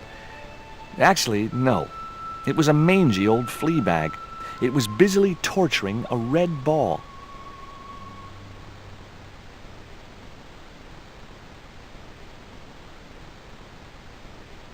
It was locked. The house is closed. How come? It is undergoing refurbishment. Refurbishment? Where are the workmen? Preparation is half the work, young man. The intention is to prepare the museum for the new century. It's a museum? He didn't know it was a museum, Frost. We should have a sign. The Frederick Ketch Memorial Museum. It would look nice in neon. A museum for a pirate? There was a stony silence. Frederick Ketch was emphatically not a pirate. It's precisely this sort of vile misrepresentation that Mr. Bronson is seeking to rebalance. Oh? How? Mr. Bronson has kindly agreed to undertake the museum's refurbishment at a very reasonable price. He understands the importance of a sense of history. Funny. That's not the impression I got of Bronson at all. He also understands spherical geometry. Mina? Well, he does. Listen, ma'am, I came a long way to visit this place. If we make an exception in your case, everyone will want to get in. Pardon me, but I didn't exactly have to fight my way through the crowds. You're the second visitor we've had today. No, I'm sorry, but it's impossible.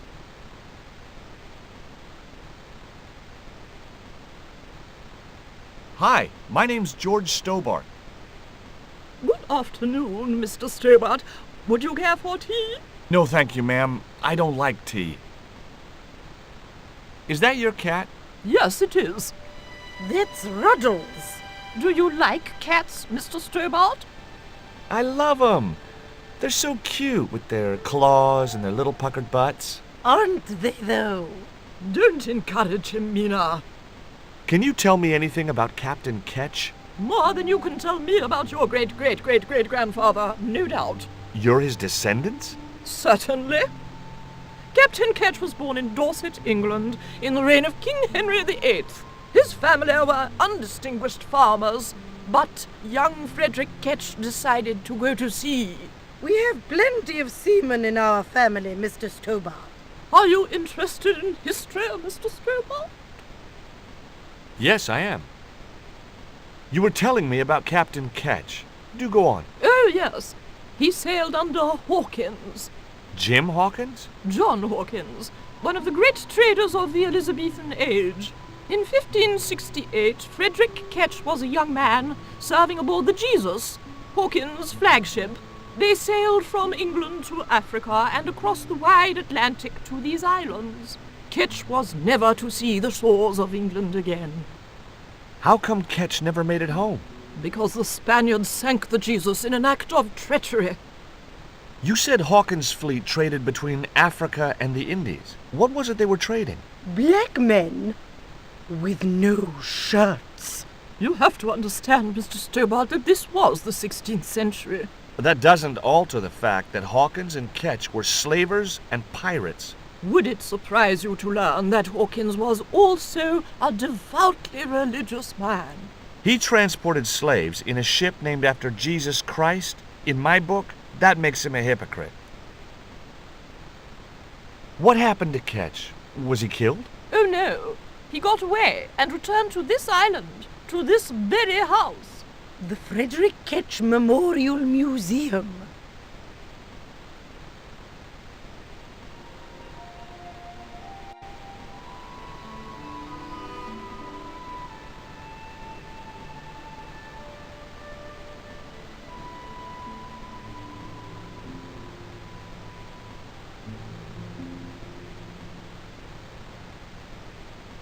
You want to buy some fish?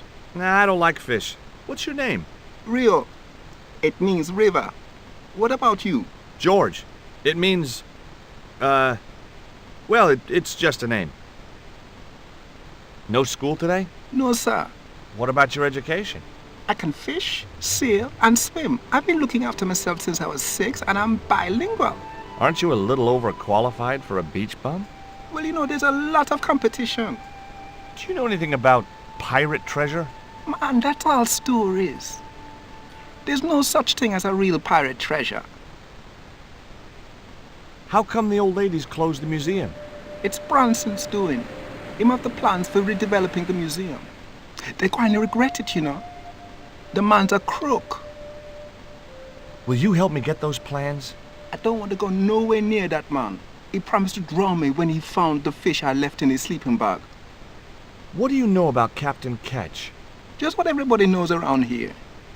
He was a pirate and get himself hung.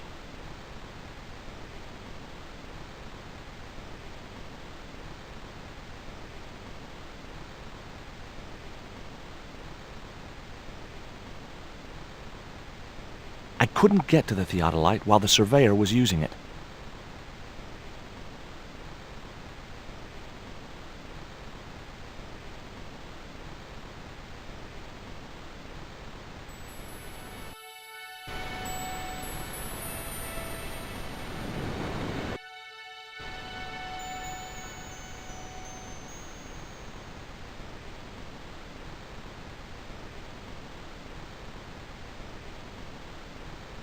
Tell me about the two old ladies. Who? The Ketch sisters. One of them's crazy as a coot, and the other'll turn you to stone if you're not careful. Say, was that kid giving you trouble? The Fisher boy? No, he was very polite. Ha! He's a juvenile delinquent. I suppose he told you I was a crook. Oh no, he's a good kid. He'd never say anything like that. Sure he would, the little punk. What are you doing with the theodolite? Surveying the old house. I got great plans for this place. Oh yeah? You bet. Take a look around. What do you see? Paradise. I see opportunity. This place is ripe for development. I like it just the way it is. And that's where we differ. You see, Mr. Stobart, I'm what you might call a man of vision. I see a great future for Ketch's Landing, and it all starts here, with that house. Can I take a look at your plans? No way! What interest would they be to you, anyhow? I've always had a secret desire to be a surveyor. You have? Sure. I mean, you surveyors are just like the great explorers, aren't you? Henry the Navigator, Vasco da Gama, Chris Columbus. Maybe you don't sail uncharted seas or discover new continents, but you're okay in my book. Horse shit. You just stay away from those plans, you hear? How do you survey a house like that? I've put a target reflector on the end of one of the flagpoles up there on the house. I sight on it from various locations through the theodolite, record the angles along the baseline, and triangulate them to give me the exact position of the target. Understand? Why the end of the flagpole? Wouldn't it have been better on a corner of a wall or something? Are you a surveyor? No, my degree's in law. Then shut up. Catch you later, Bronson.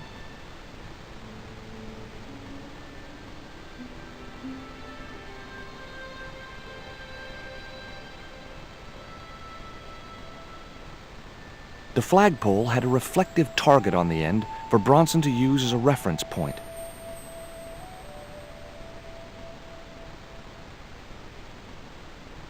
You're really fond of that cat, aren't you? He is our companion and our solace. I thought about catnapping the little monster until they let me in, but it wasn't my style. Maybe there was some other way I could use their affection for the cat to get me into the house. Frederick Ketch sounds like he was a pirate to me. As I have already told you, sir, he was not a pirate. They hanged him, you know. Down there on the beach in front of his family. Didn't bother with the trial, just whipped him out from his breakfast table and hoisted him up in chains. Well, if he wasn't a pirate, what did they hang him for? Envy. Pure green-eyed envy. He had been a successful privateer, you see, and had accumulated great wealth. As rich as a mink in a paddock. Shut up, Mina. Yes, Frost. The small-minded governor and his lackeys wanted his money, trumped up some ridiculous charge about breaking the conditions of his letter of marque, and hanged him like a common thief. The blackguards! I've been talking to Rio, the little fisher boy. I'll thank you not to mention that little wretch in my presence. Dirty little whelk. Nasty fishy boy. That will do, Mina. I gather you don't have much time for the little boy. That child is a delinquent, Mr. Stobart. Yeah, well, he's only, 11, maybe? A knave with one hand on the tots. What is it about Rio that you don't like, Miss Frost? Well, once upon a time, he and Emily... Be quiet this instant, Mina. What can you tell me about Emily? Emily? What business can she be of yours? Her parents were killed in a typhoon. We, as her only living relatives, took it upon ourselves to raise the child. It's good to know Charity isn't dead. Oh, but she is. Washed overboard in the typhoon. Mr. Stobart wasn't talking about Emily's mother. He was being sarcastic. What else can you tell me about Emily? How dare you pry into our family in this way? I refuse to answer any more of your impertinent questions. Okay, it was time for diversionary tactics. I thought I saw a little girl down on the beach. You must be mistaken. He must be mistaken. Mustn't he, Frost? I'm sure I'm not. A little girl and that young fisher boy. What? It's not possible. What were they doing? Oh, the kinds of things that all little boys and girls get up to at their age. When I was a little girl, we used to play cows and milkmaids. Woe betide you if you're lying to us, Mr. Stobart. Heaven help you.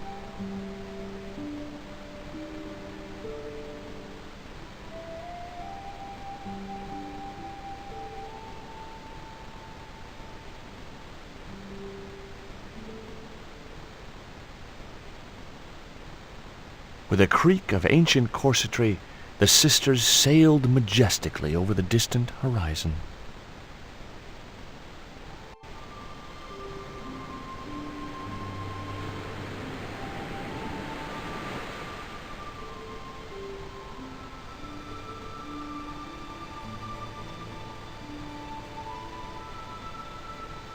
Did you see the weird sisters come by here? Did I? They look madder than usual, so I hide until they're gone by. Just as well. They thought you were playing with Emily. Boy, were they steamed. Emily? You're madder than them. Can you let me have a fish, kid? I thought you say you don't like fish. It's not for me. It's a present. For the old ladies? Well, it makes a change from flowers and candy. No, it's for their cat. Okay. What do I get out of it? I can pay you. I've got Quaramontian dollars, French francs, and traveler's checks. You must be joking. The nearest bank is 3 islands away. Is this worm worth a fish? Could be good bait. How did it die? I think it drowned in tequila. Just like my Uncle Gabriel. Yeah, I'll have that. Okay, I'll get you a fish. It might take a while though.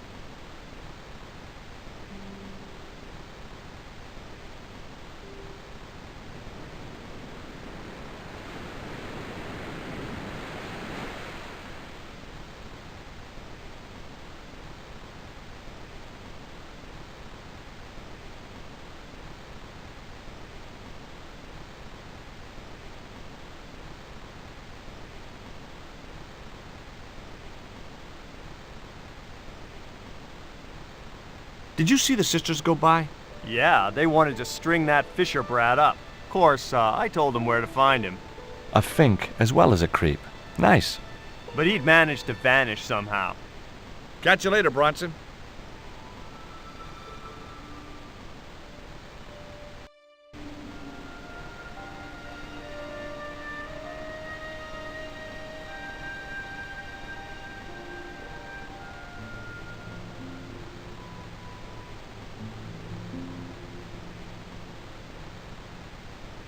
Tell me about your friend Emily. Why are you so interested in Emily, Ketch? Emily Ketch? A descendant of Captain Ketch, the pirate? Yeah. Well, it doesn't bother you? Why should it?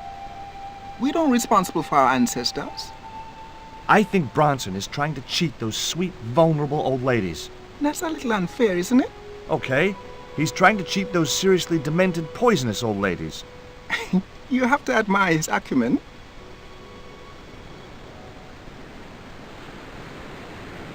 It was a seaworthy little craft, in bad need of a coat of paint, but spotlessly clean and maintained. No luck with the fish? No, man. They don't want bite. That's 'cause they know there's a storm brewing. Storm? I don't think so. Hey, I caught a bite. You have? It's a big one. A real big one. Reel him in, Rio. Jeez, it must be a whale or something.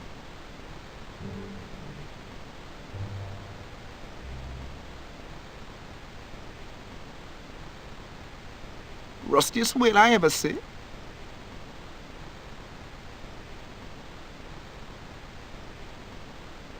The only serviceable part of the bicycle's wreck was a rubber inner tube. You just never know when you're going to need stuff like that.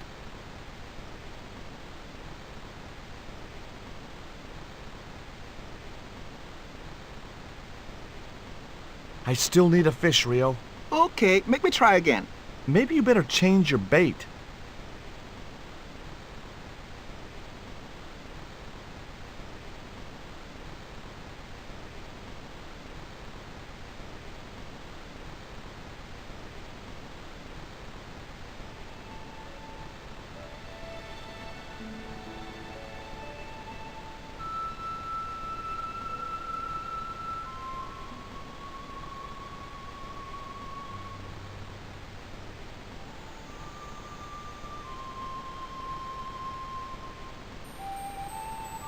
I put my lucky lump of coal in the catapult.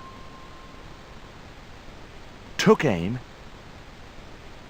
No! My lucky piece of coal vanished into the distance. It looked like it was going into orbit.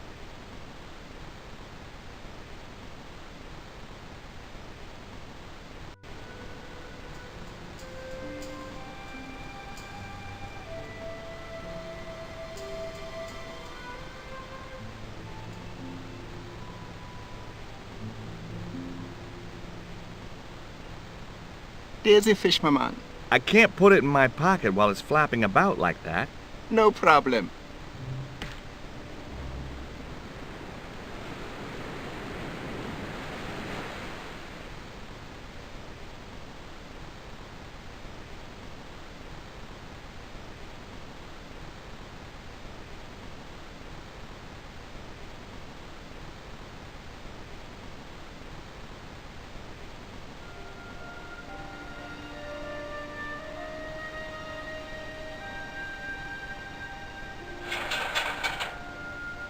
The ladder extended easily.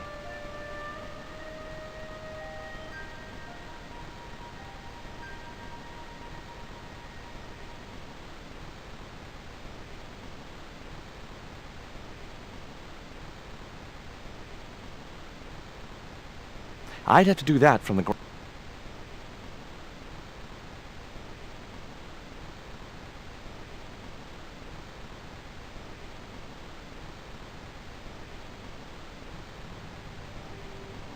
That should get the old cat dancing.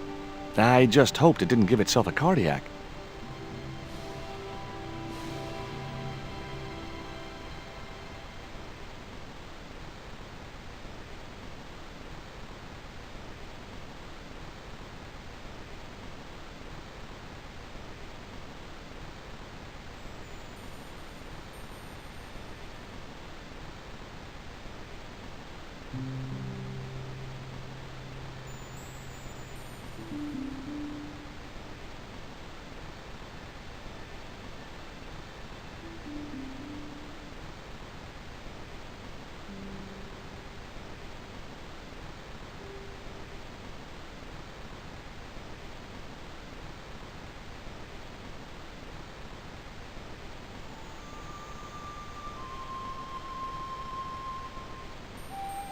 I put the ball in the catapult,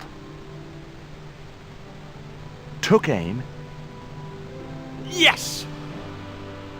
Okay, so it was a lucky shot, but I'd knocked the theodolite target clean off the end of the flagpole.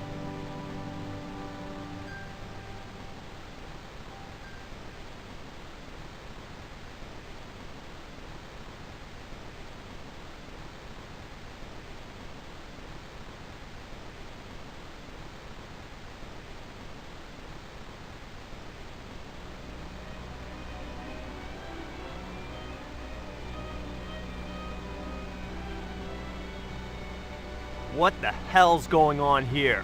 Hi, Bronson. Nice to see you, too. You again. Have you been screwing around with my theodolite target? Where is it? I had to climb out of the window to put that one on. Damn it, I'm gonna have to go through all that again. Not this time. The house is locked up and the sisters aren't here. Hell's teeth! I'll have to put the spare target on the other flagpole. A whole morning's work wasted. I'm gonna fix all this, and then I'm gonna fix you, you hear? Yeah? Fine. I'll be waiting.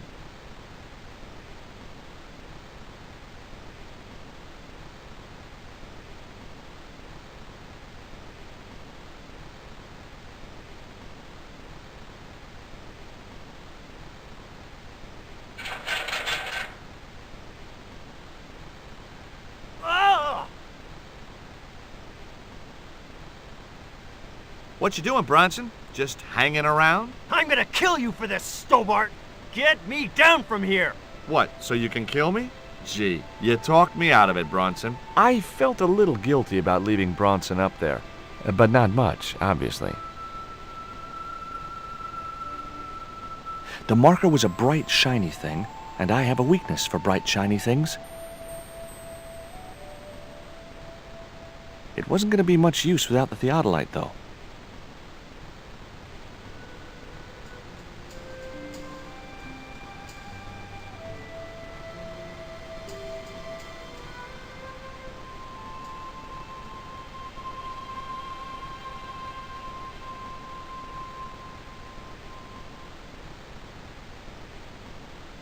With Bronson out of the way, I could finally get a clear look at the plans. Engineers' drawings didn't mean much to me, but one thing was clear. These plans were for a 5-story, 200-roomed, luxury, pirate-themed hotel. Another stain on the bedspread of paradise.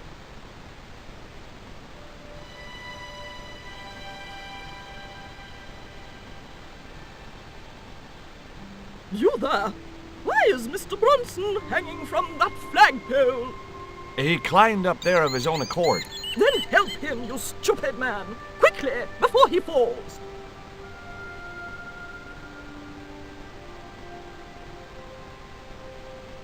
Hi. Could I ask... Never mind that. Help poor Mr. Bronson.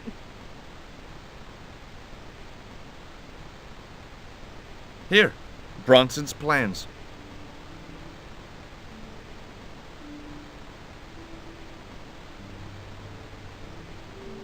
This means nothing to me. She's not wearing her reading glasses. Ah, wait. Yes, I see now. I see it all too clearly. That man is planning to build a huge hotel. Bronson is a confidence trickster. Mina, we have been duped. I'm glad we didn't sign his contract. Oh, I hate tricksters, especially confident ones. Come, Mina.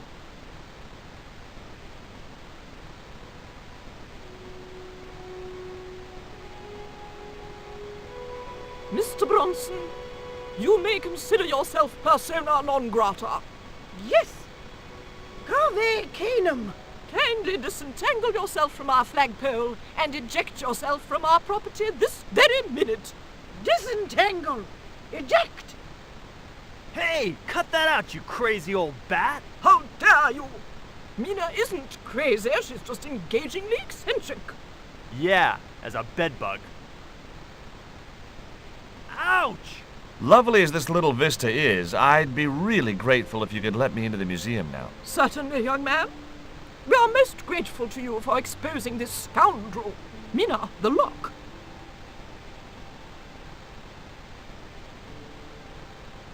Thanks, ladies. Stobart, be a pal. Get these harpies off me. Ooh!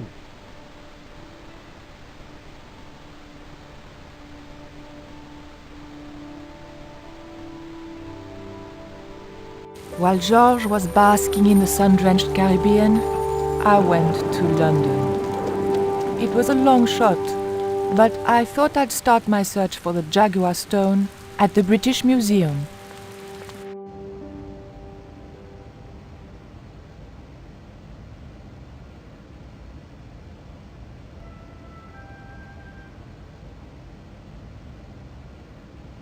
Can I help you, miss? Have you ever heard of an English sea captain called El Draco? El Draco? Not a very English name. I think that's what the Spanish would have called him. It was about the time of the conquistadors. 16th century. Oh, I know. That's what the Spanish called Sir Francis Drake. Francis Drake? Have you got anything here that belonged to him? Indeed, miss. We have a couple of artifacts he brought back from one of his journeys. Thank you. You've been most helpful.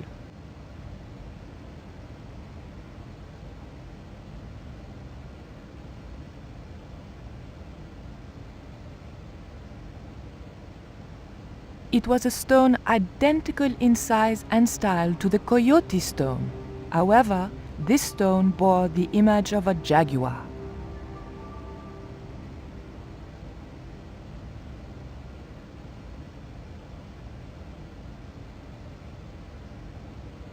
What can you tell me about that stone with a jaguar on it? The so-called Jaguar Stone was brought back from the Americas by Sir Francis Drake and presented, along with the more famous scrying mirror, to John Dee. What's this scrying mirror? It's a little square of polished obsidian. Mine it is. And what does it do? Well, it's a bit like a crystal ball, except flat and black. And you can't see anything in it. Old man Dee had a psychic who reckoned he could speak to the angels through it. I think he was taking Dee for a ride myself. The old loony didn't like the stone, though. Reckoned it was tainted by the devil. Come along, miss. I'll show you the mirror.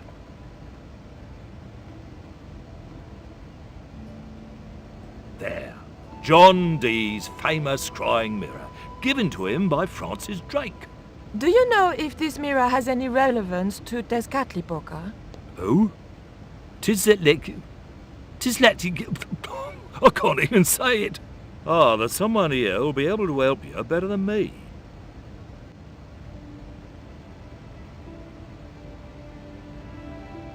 This young lady has some questions to ask, Professor.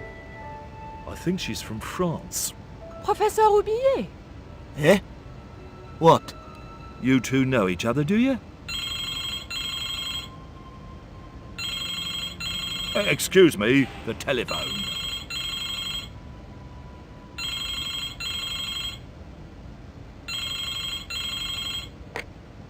We meet again. Mademoiselle? France, eh? Yes, I believe that's where you live, Professor.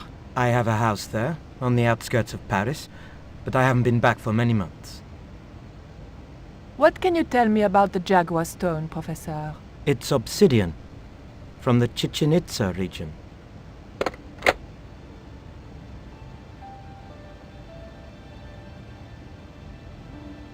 Professor Roubillier, your taxi's here. If you'll excuse me, I have some urgent business to attend to at the docks.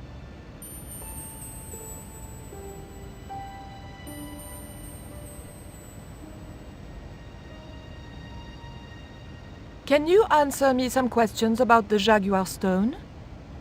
Certainly, miss. If you just step this way.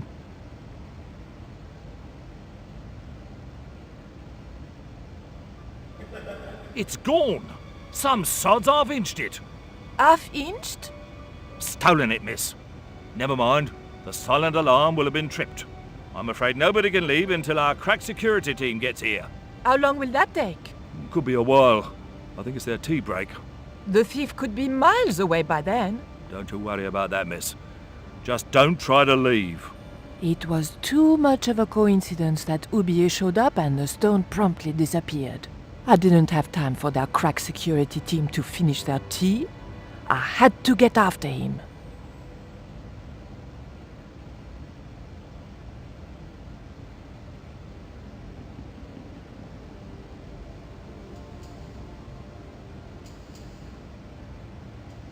Look at this. The thief left this key in the cabinet. Oh dear. Oh dear, oh dear, oh dear. That makes the theft an inside job, right? Oh dear. In other words, the thief was Professor Oublié. Well, let's leave that for the police to decide, shall we? I better phone them right away.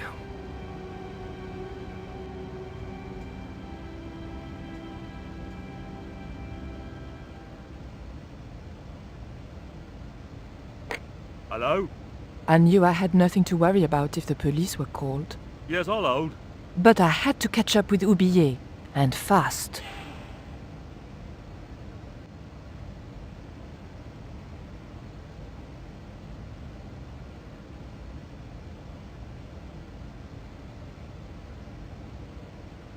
The key unlocked the case.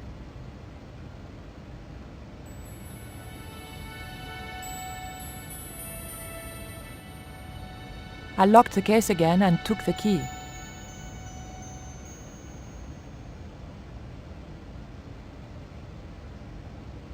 You'll have to be quick, miss. I'm on the phone. Don't you think it's suspicious that Oublié has urgent business at the docks? Not in the slightest, young lady.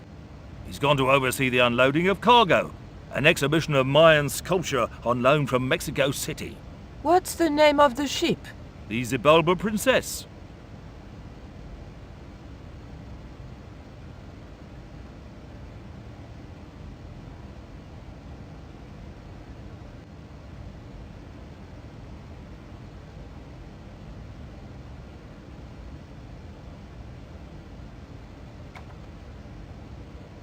I levered the handle open with the thin dagger.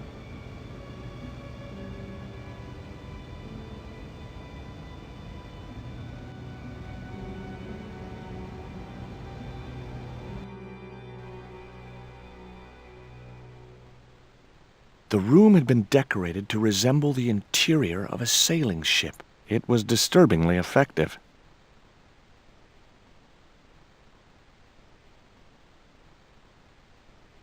Okay, I've had my hands on an historical document. Now what?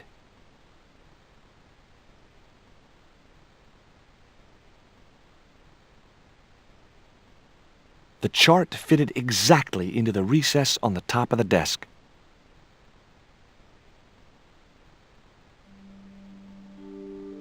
That might come in useful in ticklish situations.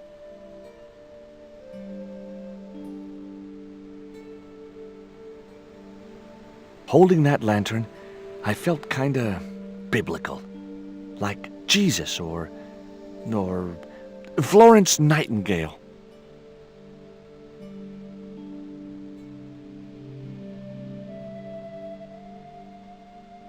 The lantern fitted so precisely in the inkwell, it could only be deliberate.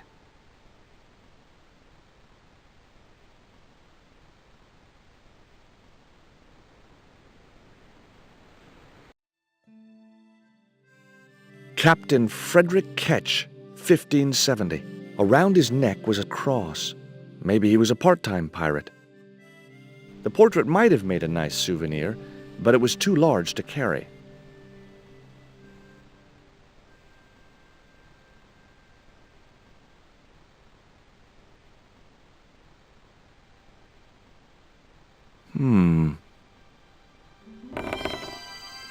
Surprise!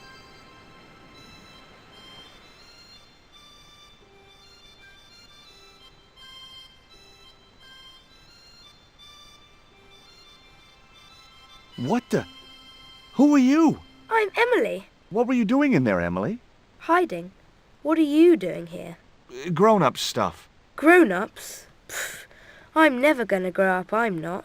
You shouldn't be here. What's your name? I'm George. Pleased to meet you, Jaws. George. Jaws? Jeez. Make your mind up. That cross you're wearing, Emily? It's my lucky Jesus cross. It's just like the one Captain Ketch wore. Uh-huh. Can I borrow it? Uh-uh. What would you trade for that cross, Emily? A puppy. Well, I don't happen to have a puppy in my pocket right now. Can you think of anything else you'd trade? Don't know. Why don't you go play with Rio? I'm not allowed. How come? 'Cause Aunt Frost says I'm not allowed out of the house. That's why, Mr. Nosy Beak. Too bad.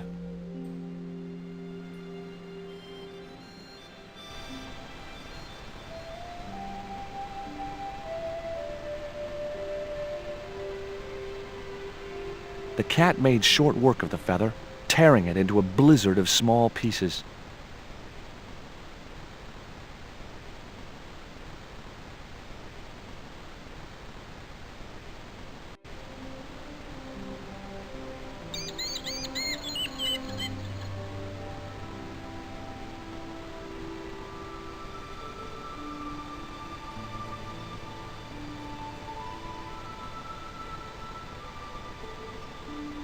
I couldn't see why Rio would want the shredded quill. What do you give to a small, irritating girl who asks about everything? Try a conch. Delicate colors, interesting shape, and when you put it to your ear, you can hear the sea. Yeah, why's that? Usually because you're standing next to it. Cool. Have you got one? Yeah, but I promised it to my sister. She well vexed with me. Why is your sister mad with you? Well, last night when I got home with our supper, she went wild. Rio, she said, how come all you ever catch is puffer fish? A sicker puffer fish. What I want is tiger fish. So don't bother come back home till you catch one, boy. I don't see how I'm gonna catch no tiger fish. All I have is a fishing pole and a worm. Hey, this is just what you need to make a fly. Thanks. Let's hope them tiger fish hungry. A deal's a deal. Here's a conch.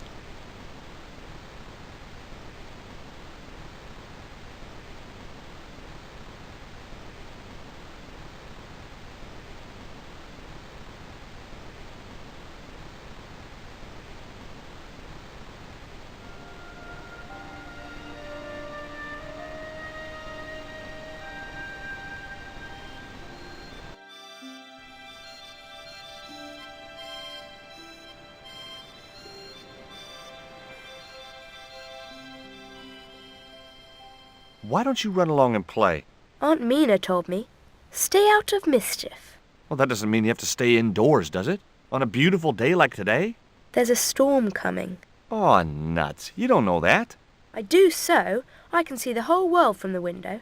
Yeah, well, like I said, I'm busy. Here, I've got a conch. Would you like it? Dunno. Aunt Frost told me never to take presents from strange men. I'm not a strange man. Then why are you called Jaws, Jaws? That's a stupid name. I'm not called... Look, conch, pretty. Swap for the cross, yes or no? Right, this thing's going out the window. Okay, we'll do swapsies.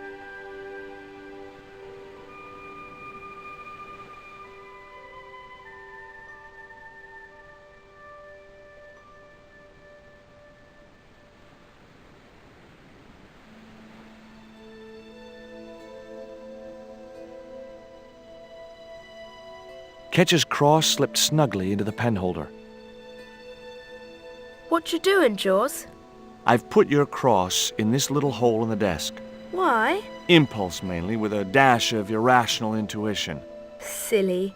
Only women have intuition. The lantern cast a strong light over the desktop. The light cast a shadow of the cross. And the shadow fell precisely over a small, unnamed island shaped like a skull.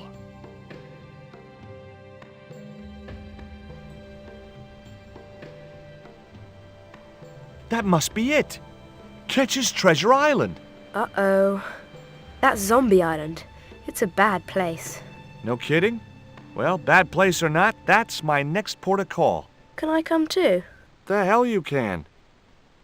I never get to leave the house.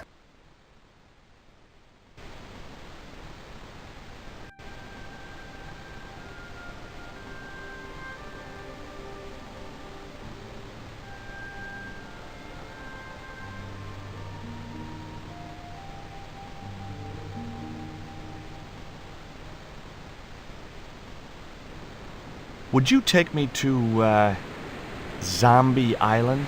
In this weather? You're mad, man. The rain will keep the zombies indoors. Just say I did meet a zombie. What would you do? There ain't no zombies on Zombie Island. At least, not anymore. It's uninhabited. Good. What do you mean, not anymore? You still want to go? I guess. Well, I ain't had no luck with them tiger fish. And with the mood my sister is in, I'll be safer with the zombies.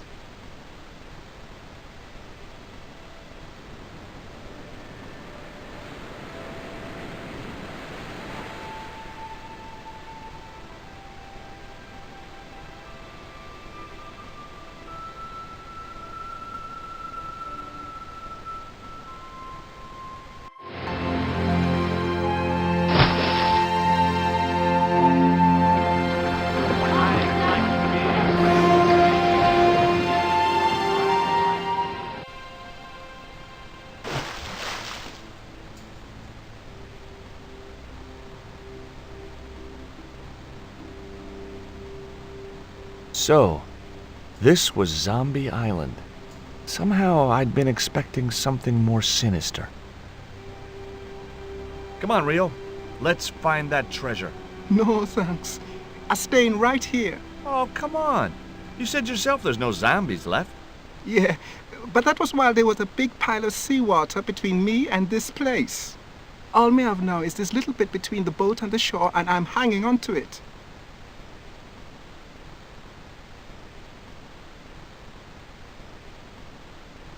It was too high. I couldn't get up there. Rio's boat was strewn with fishing nets and tackle.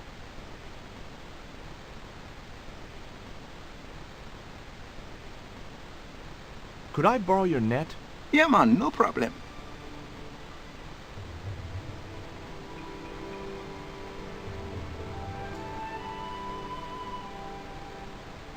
You planning on catching some fish? Nope. I'm after a big rock.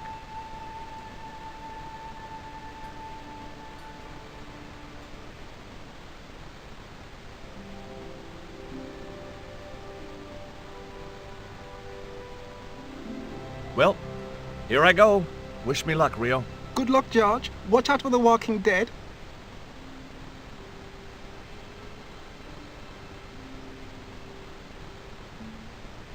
I stumbled down dark stairwells for what seemed like forever, until suddenly I found myself, wow, in an abandoned London Underground station. This place must have been closed down decades ago.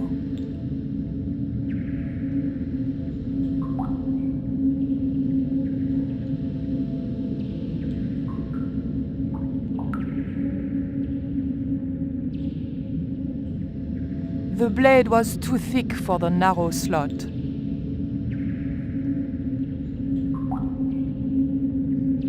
There was nothing very useful in my bag, just a single hair clip.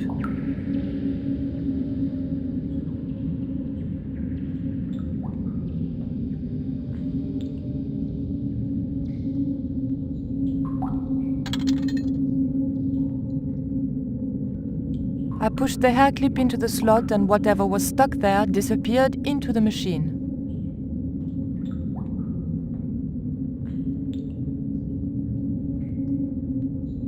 I pulled out an old English penny.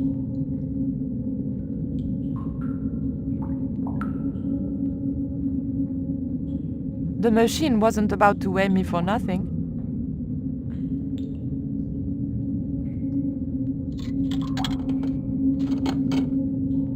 I put the old penny into the slot, the needle twitched rustily, and the machine spat out a card.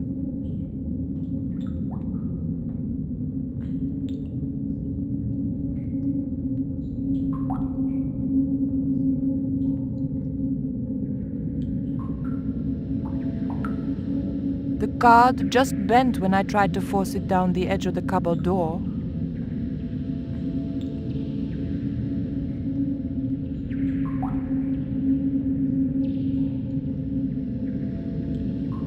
The blade of the dagger just fitted between the door and the soft wood frame. The door gave slightly and then held firm.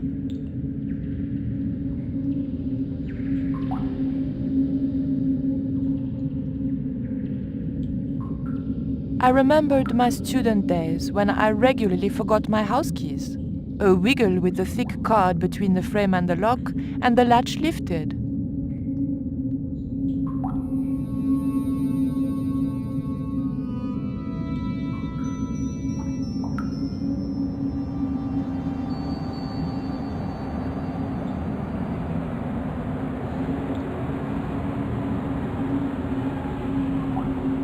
The train was my ride out of there. I could worry about not having a ticket when I got to the docks.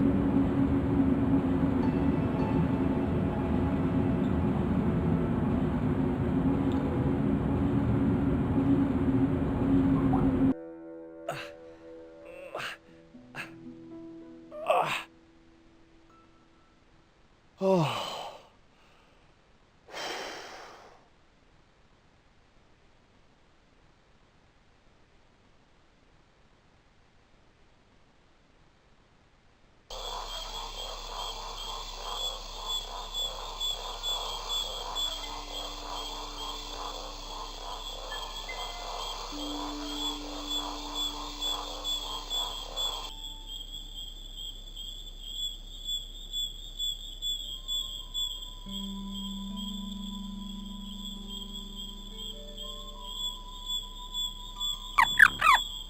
The end of the reed had been neatly bitten off.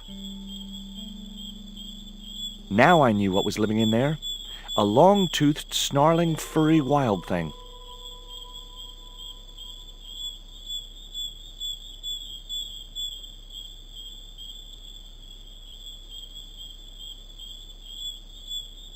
The dart fitted snugly into the reed.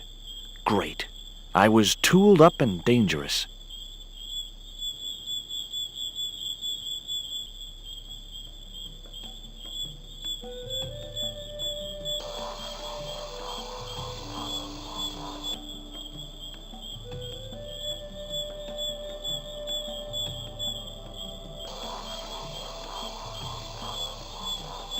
Huh?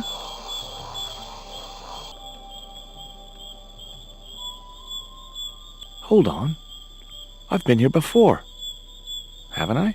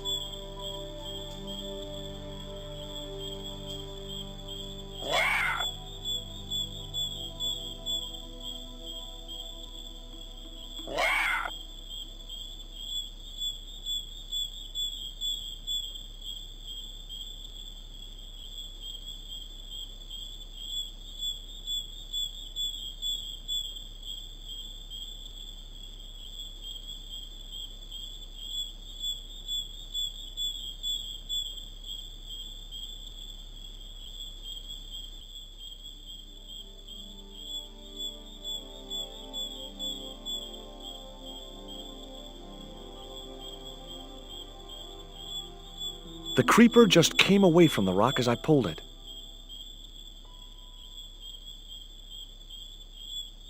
The creeper didn't look like it would hold my weight.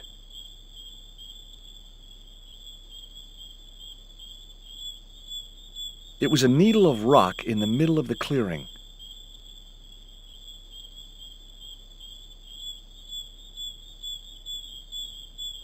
It didn't look like a natural formation.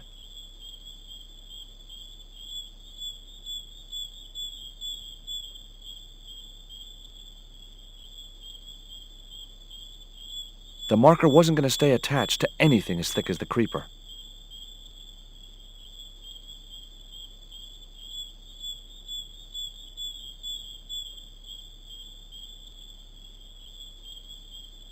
The marker clipped firmly onto the net.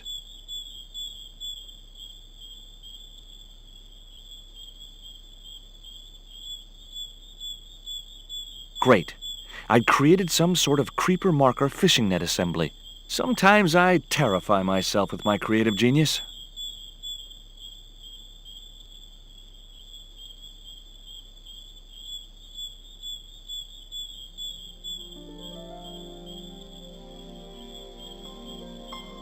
I'd successfully got the marker into a position near the top of the needle simply by using the kind of lateral thinking that can get you institutionalized.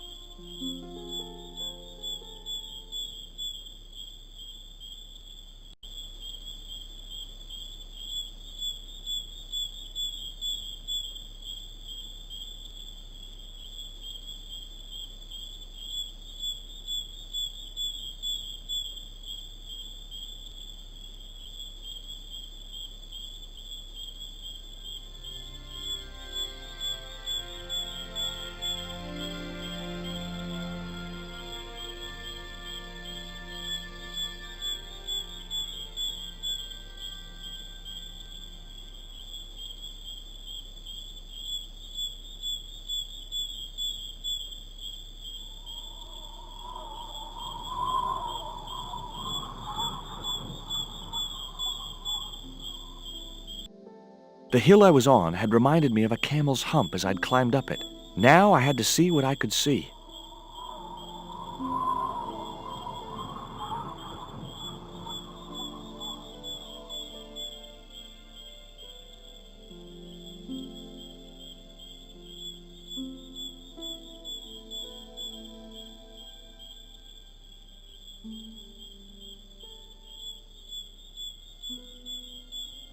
It was the marker which I had raised up the needle of rock.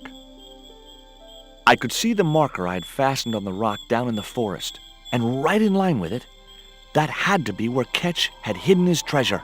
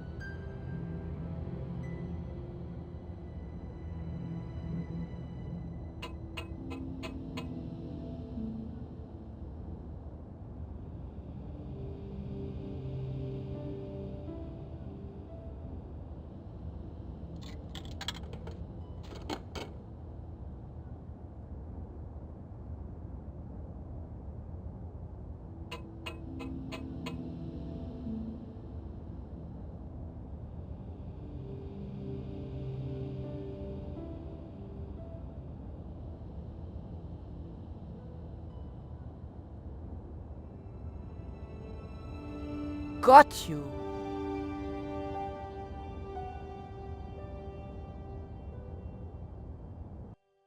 But the collar woman was there. They'll know it was me. But you have the stone. The right stone, you're sure? Yes, of course, it's the Jaguar stone. No possible mistake. Here it is. Garzak, please. The police will be looking for me soon. You're going to get me out of the country, aren't you? Stop your whining, Ubier. Do you have any idea what this stone symbolizes? I thought you just wanted it to frighten the natives. Fool. I intend to cast this stone into the sea. But why? It's unique. Exactly. With it gone, the Mayan priest's plan to destroy Tezcatlipoca cannot succeed. I can assure you that Tezcatlipoca is a mythical figure. Such a small mind you live in. Tezcatlipoca is real. I have seen him in my dreams. We have spoken of his plans for this world. We have spoken of your part in these plans. My part? He told me you would be useful. He told me how to crush your spirit by turning you to drugs. My wife died. You know that full well. She was my world, my everything. And now? You are no longer useful. She called out your name as she died, you know. What? What are you saying? And then they thought you'd done it. It all worked perfectly. You? It was you? You bastard! You monster! For the love of God, Garzak! Which one?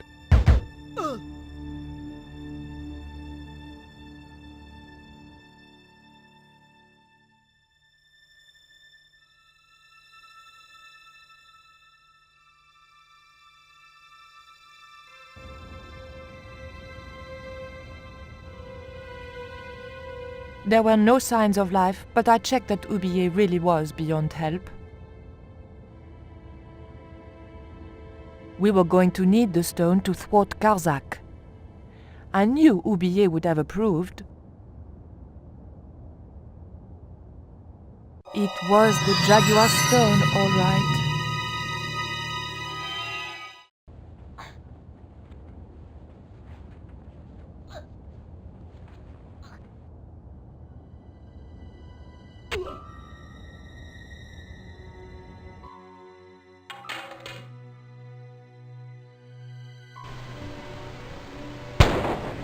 Pirates?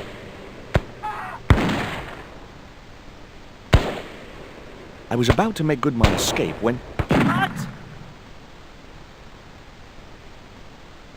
Who the hell are you? I can explain everything. Don't bother.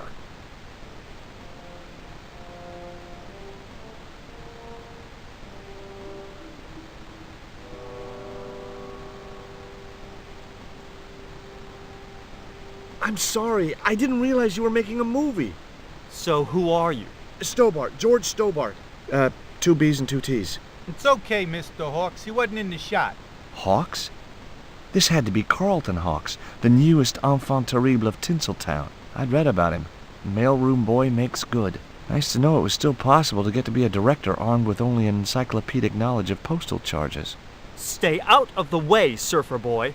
I'll deal with you later. Surfer boy?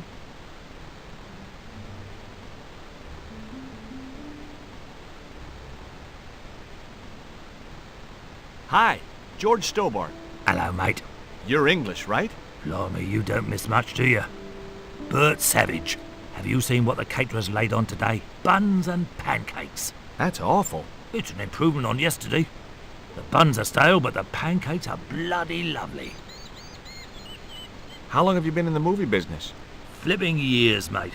Absolutely flipping years. I was in the army before that. Thought to myself, you've been risking your bleeding neck every day, why not cash in on it like? So you became a stuntman, just like that? Nah, of course not. I had to do the training first. What training does a stuntman do? First they told me to stand in the road. Then they run me down. Straight up. Drove at me with a car. I couldn't believe it. I was up on the bonnet and over the other side before I realised he wasn't stopping. Then they threw me downstairs a bit and gives me a certificate.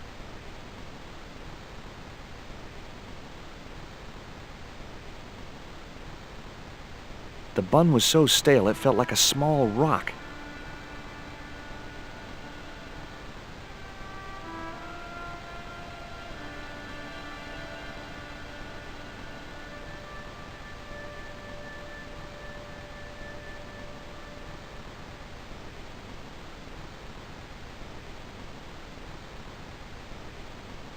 Hey there, I'm George Stobart. Well, hi, handsome. You're cute. I wish it was you playing the lead male instead of that kid. I can't act, ma'am. So what? I bet you can kiss. I couldn't believe I was having this conversation with a real movie star. What's it like sharing the spotlight with an actor who's young enough to be your son? What do you mean? What part are you playing? Pirate Babs, the ruthless and passionate lady buccaneer. It's a great part. I get to kiss a lot, and I kick ass. Like the boots?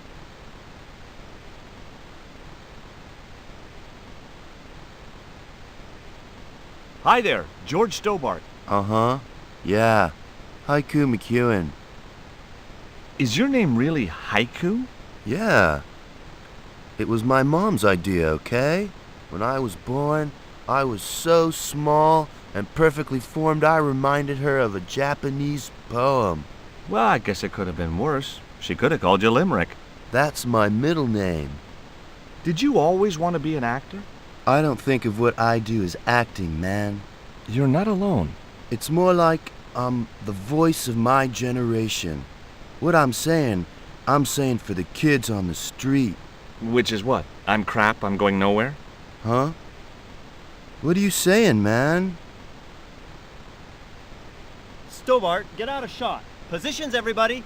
I'll get a flip chart and explain it to you later, Haiku. Haiku, baby, are you ready? Okay, man. Which scene is this? You've been captured by Silver's accomplice, Pirate Babs, who's fallen in love with you. Okay, people, top of page 76, Sharon. What about my big speech? It's been cut. Everybody ready? Up to speed. Quiet on the set. Okay, let's make magic. Oh, please. And action! Why don't you forget that dumb old squire and his bunch of merry men? Can't you see we were made for each other? I know, but Squire Trelawney saved my life, Captain Babs. Why, if it hadn't have been for him, that giant octopus would have made mincemeat out of me. But right now he thinks you're a traitor. He's locked you out of the stockade, Jimbo. That 20-foot high wall with spikes might have kept out Silver's men, but it ain't gonna stop me. Oh, Jimbo. And cut! Good heavy breathing, Sharon. Natch, I'm a pro. Did you get the heavy breathing, Flash? Did I ever, boss? You should have made this movie in 3D. Haiku, you were great. We're setting up for the stunt now, so get a bite to eat.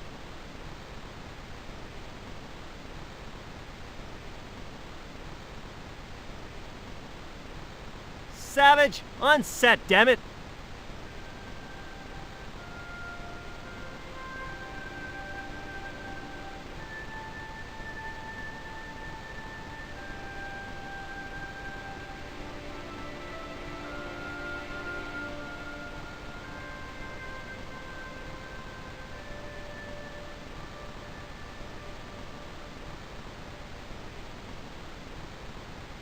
What have you got there?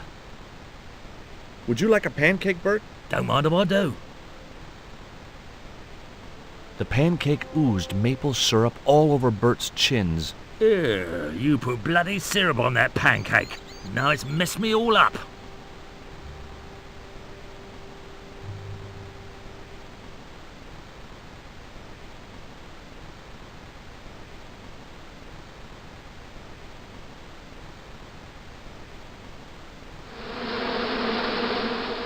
Those hornets were not pleased.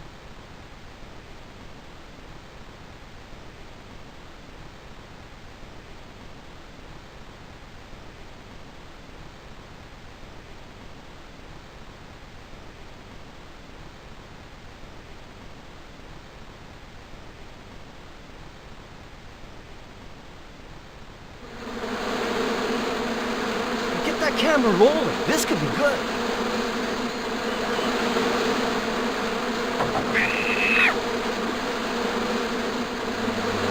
Cut! And printed! That was brilliant, folks!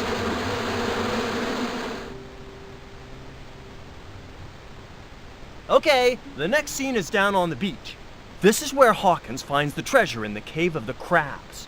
Would those be giant killer crabs by any chance? Giant mutant killer crabs with attitude. There it was, the rock I'd seen from the camel's hump.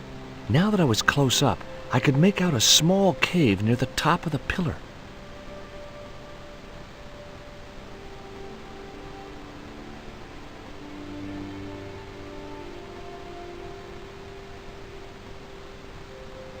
Hey, you! Trouble! Who, me?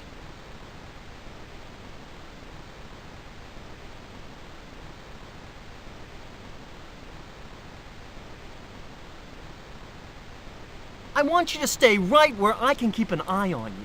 I'm not one of your lackeys, Hawks. I go where I like. Not here, you don't. The movie company has rented this island for the duration. You're trespassing. Do as you're told or you're gone. Hi, I'm George Stobart. My name's Harris. Most people call me Flash. You're the cameraman, right? That's right. Why'd they call you Flash? You used to be a stills photographer? Nope. I decided not to pursue the subject. It was a portable movie camera. What's the name of the movie? Are you trying to be funny? No. It's Treasure Island, the only book I ever read twice. Why don't you use that cave up on the rock pillar at the end of the beach? We don't have a stuntman anymore. Hey, I'll do the stunt. I appreciate the offer, but if you fall, you'll sue us. No, I won't. Everybody hear that? I heard it. Good enough, we're covered. Got any experience? Death-defying leaps, desperate fistfights, getting caught in explosions, you name it. Okay, people, move out. We're shooting the scene at the end of the beach. No, we're not. The camera's still bogged down. Shoot, I forgot about that. No go, Stobart. We'll have to use this cave after all.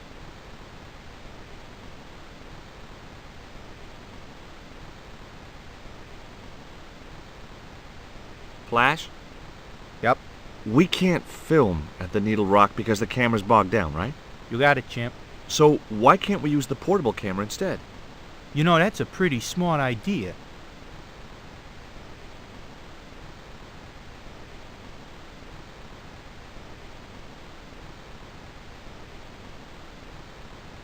I've been talking to the cameraman.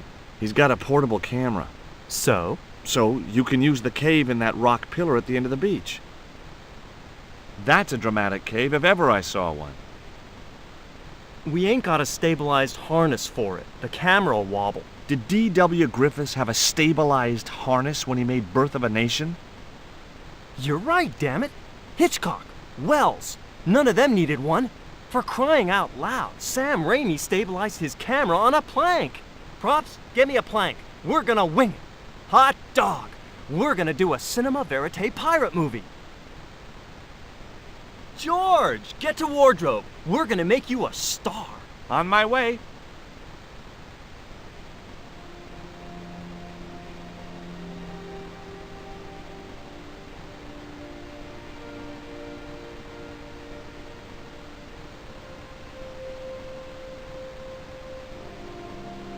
Ready when you are, Mr. Hawks.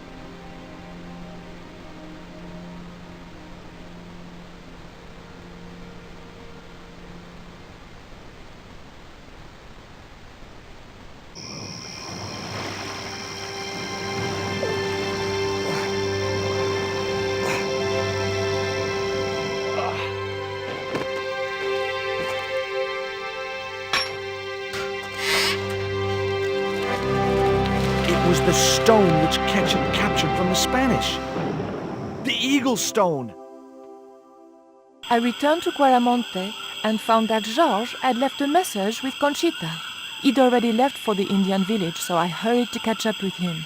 When I arrived, I found a scene of desolation.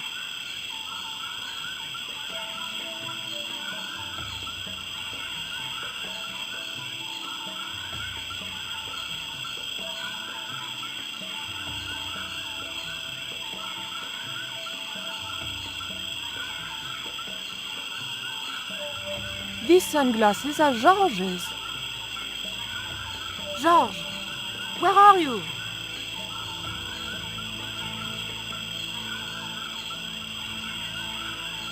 Titipoco, I'm almost glad to see you.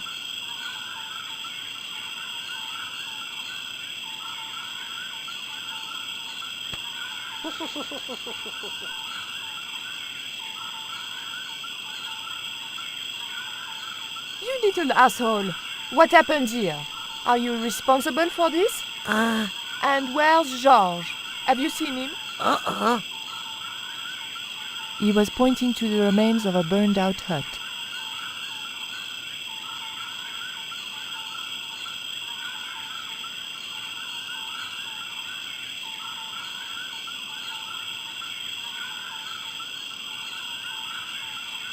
The barrel was too heavy to move.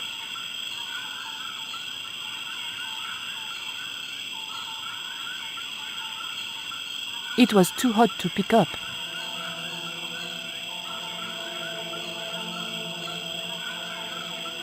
These are George's shades, right? Has he been here? Jaws! Where is he now?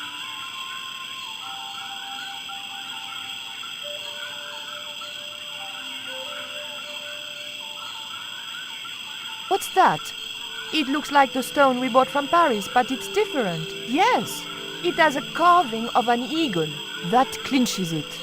Georges must have found this stone in the Caribbean and managed to hide the stone when the village was attacked by Carzac's men. I hope to God that Georges was all right. The water could have cooled the stone if I could figure out a way of getting it into the barrel. Hey, Shorty, make yourself useful and help me with this barrel.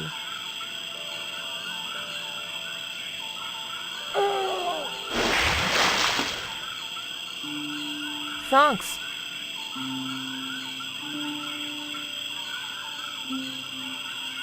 I recognize that. It's the Coyote Stone. I had the Coyote and Jaguar stones. Titipoco had the Eagle. According to the shaman, that's all we needed to deal with Tezcatlipoca. Pity he hadn't any ideas for dealing with Carzak.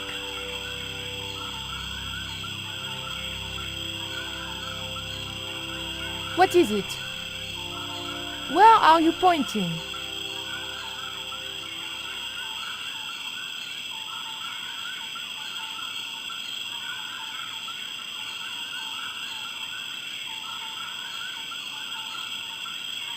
We arrived to find Georges being led up the stairs. We clearly didn't have much time.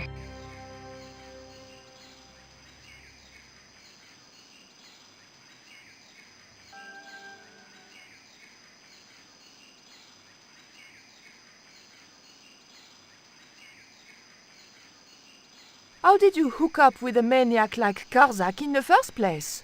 Carzak? Whoop whoop loco! Yes, he scares me too.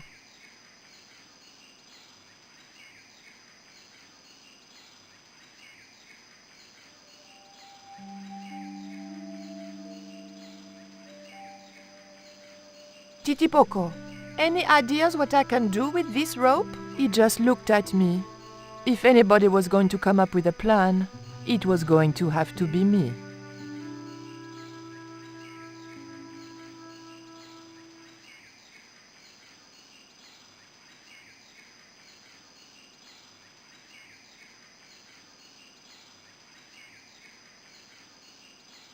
The button didn't seem to do anything.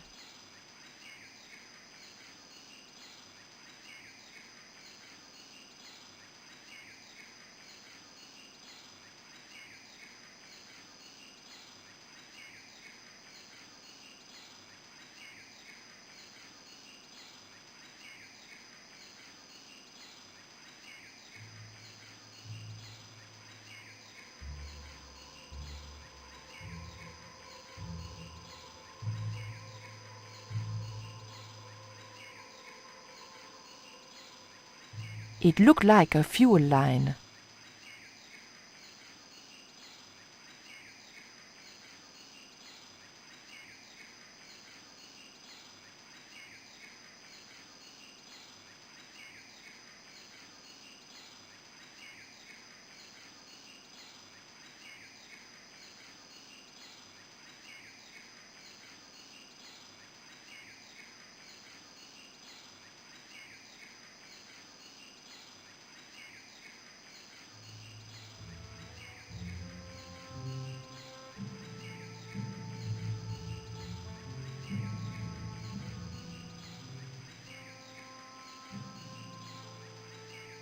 The motor spluttered into life.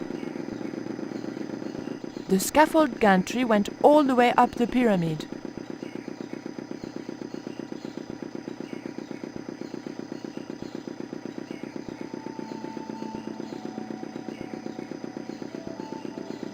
Titipoco, I have an important job for you.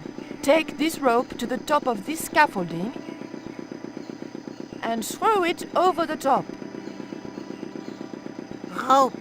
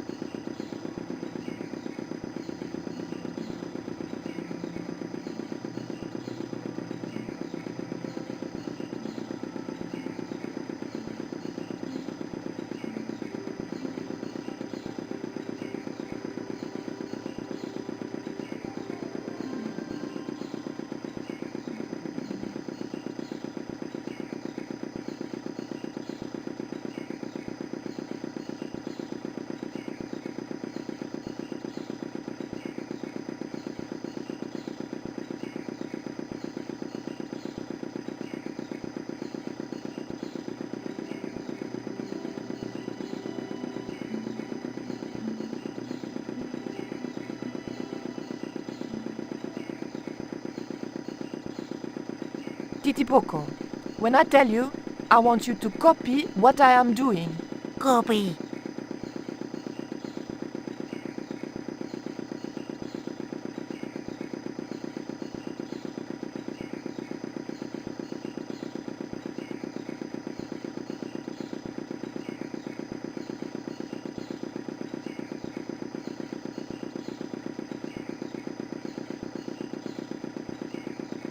Okay? Copy.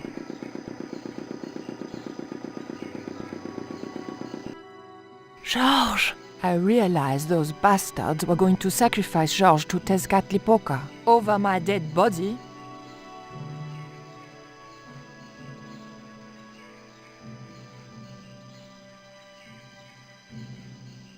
Thankfully, Georges was the only one to notice me.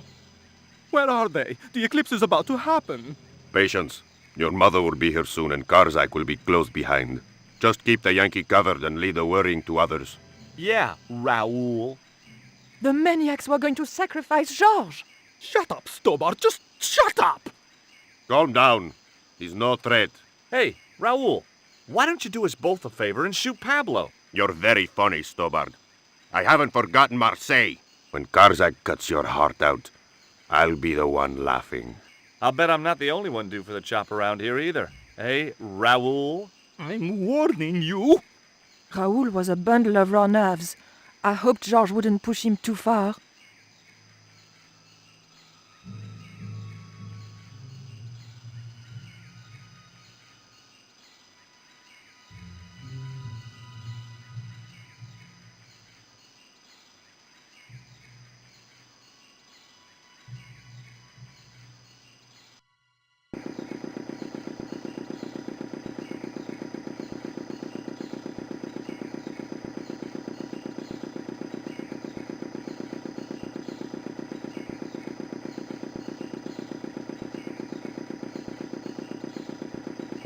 Hey, señorita. Too late. I had been seen. Bonjour, Capitaine. Only Sergeant, pretty one. What are you doing here? Snuggles said I could come here with him. Snuggles? Oh, I mean the General. We're, friends. May I go up the pyramid? We have strict instructions not to let anybody pass. Oh, but I've told you who I am. Surely nobody would mind. Well... Oh, please, I'd be ever so grateful.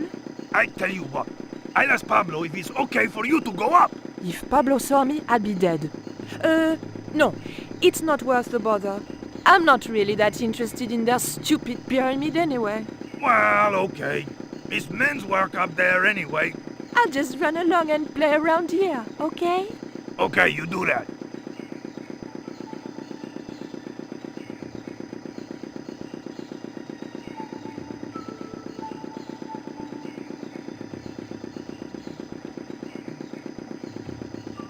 there was an unlit torch by the base of the steps.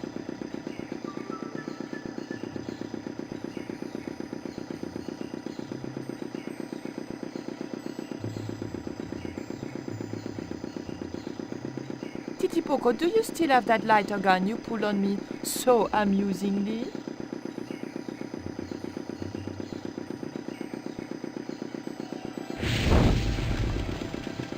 What's going on over there? Do you need help, my pretty? Nothing's wrong.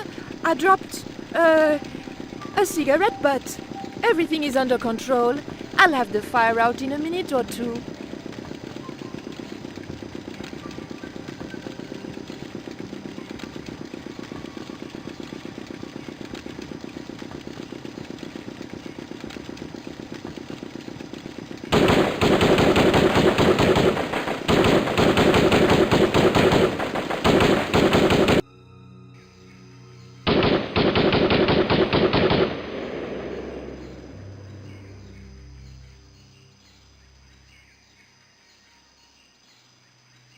What's that? What's happening? Trouble. Give it up. The pyramid's surrounded. I'll find out what the trouble is. Watch Stubber doesn't pull any tricks. If he does, shoot him in the head, not through the heart. Why does it matter? He'll be dead either way. His heart belongs to Tezcatlipoca. That's not true. We just had dinner a couple of times.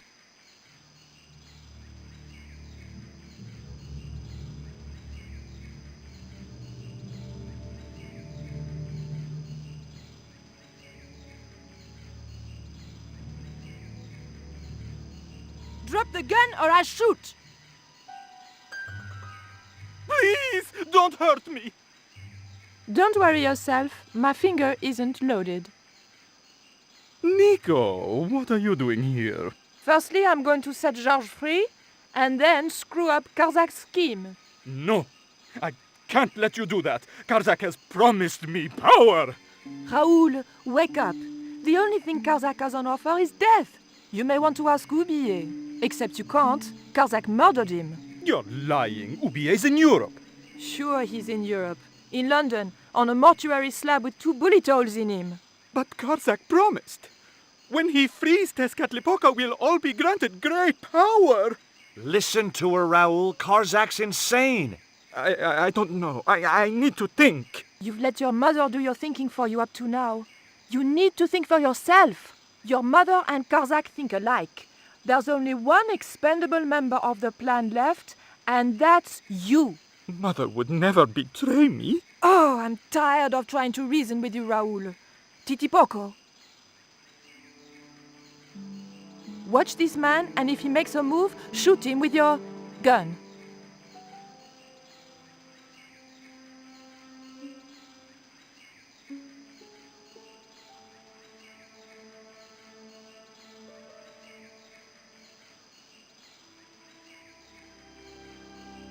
Hold still, Georges.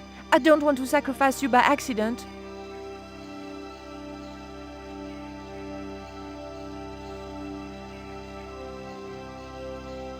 You have no idea how glad I am to see you. They were going to cut your heart out. I think I can guess. We can save the happy reunions for later. We've got to move. Come on!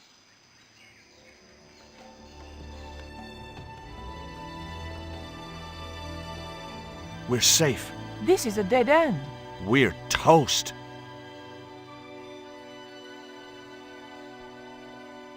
I know, Titipoco. I'm not too happy here either.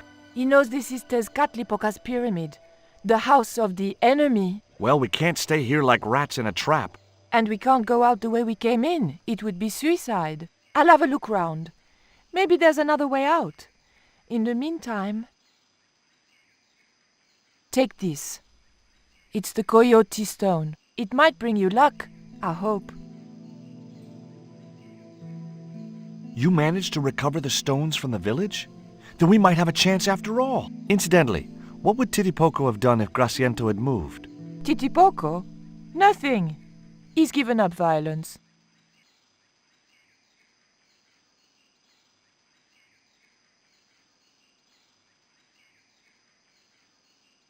Oof. The lever was very difficult to move and appeared to do nothing anyway.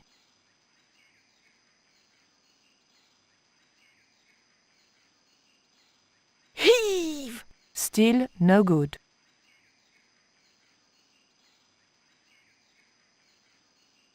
Georges? Yeah?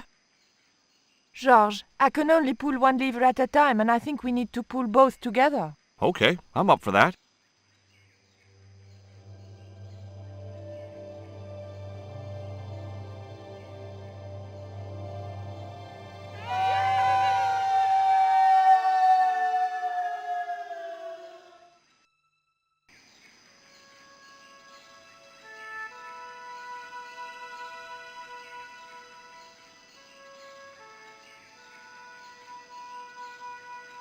Raoul, there's something suspicious This sacrifice!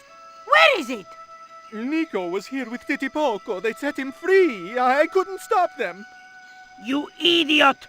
I should have strangled you at birth. Titipoco's gone soft. He wouldn't have hurt you. I know that.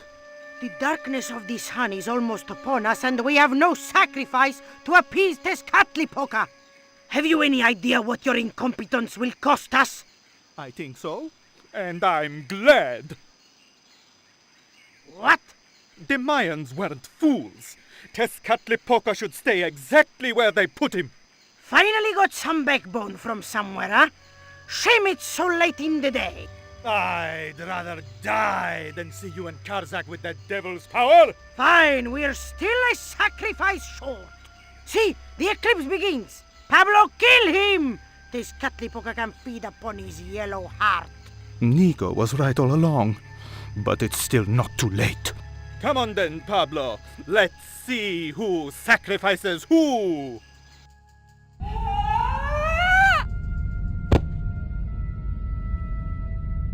What place is this?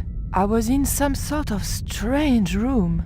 Tiles and dials. The priests who designed this place must have known how to use them. I was going to have to figure it out for myself if I ever wanted to get out of here.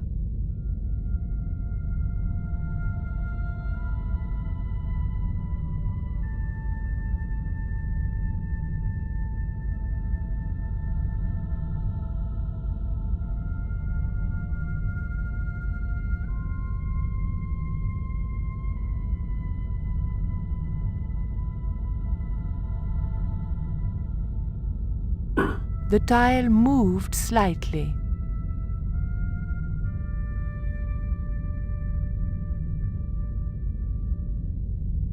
The room was dominated by an enormous device, decorated with the usual Mayan motifs.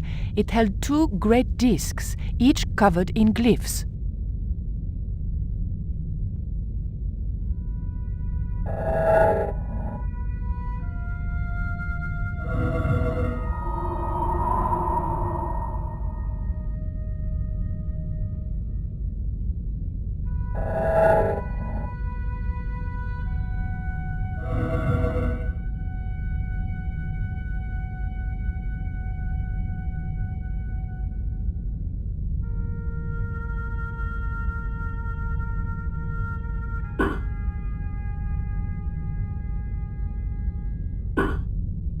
The tile moved inwards and clicked home.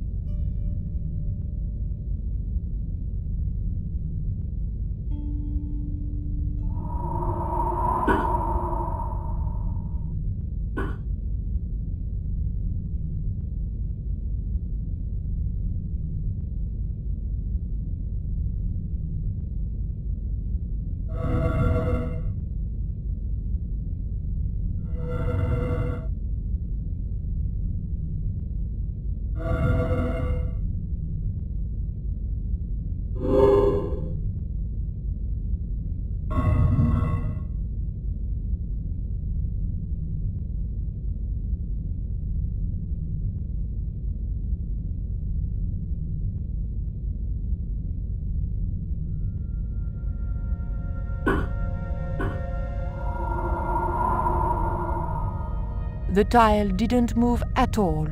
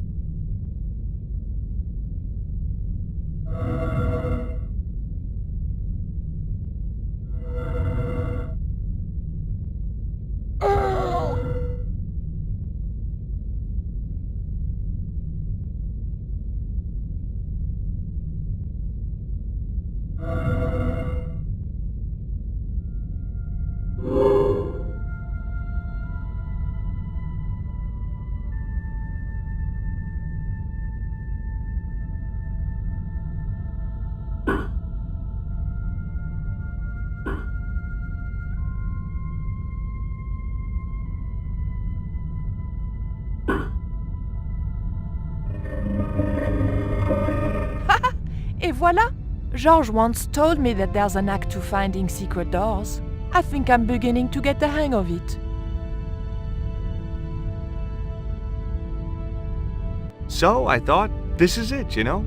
This is true love. Anyway, I have to leave for a few weeks, and when I come back, what do I find? Damn right. And with who? Labano, that creep.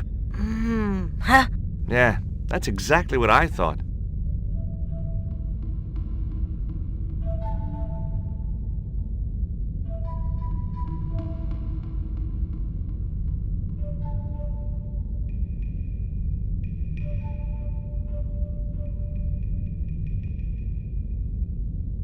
Oh, heck. Looks like another dead-end titty poco. Any ideas?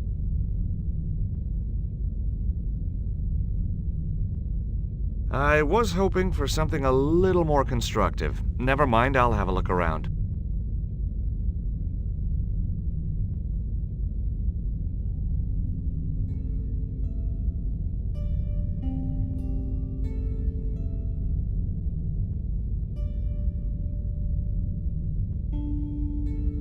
Look, I need to light this torch. Can you do something clever with a couple of sticks, or flint and tinder, or...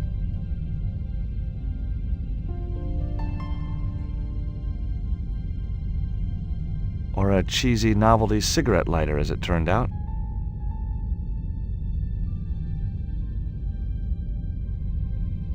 Well, there was nothing else to do around here, so I pulled the lever. Nothing's happened. Oh, I hate that. Don't you hate that? Titty poco? Oh my... Whoa!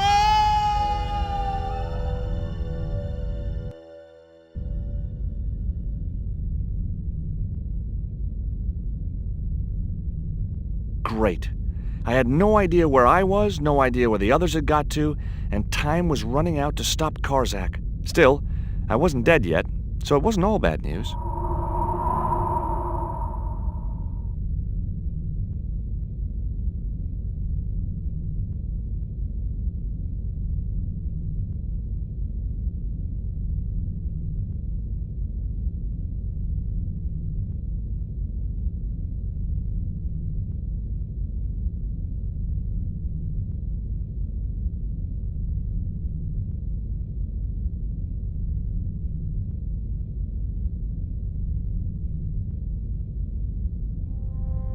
A stone slab that must have weighed tons sealed the door.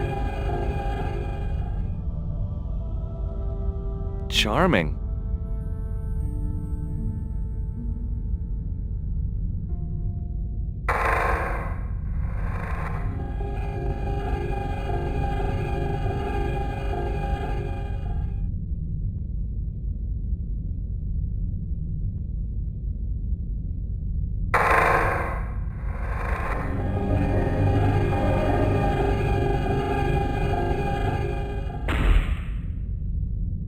Every time I think this place can't get any spookier, it does.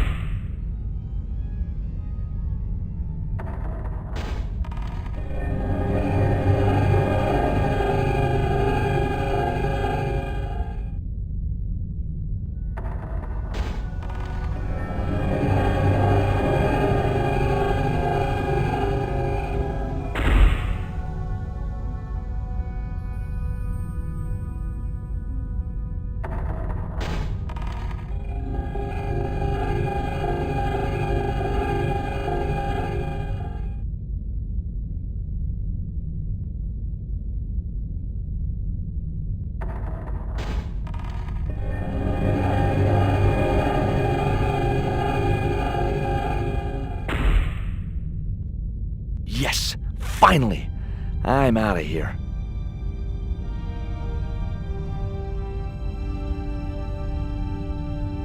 Once more into the unknown.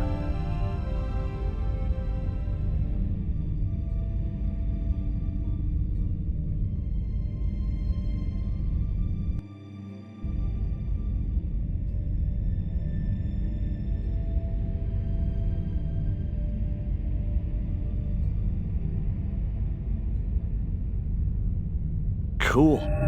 Onwards and downwards, Mr. Stobart.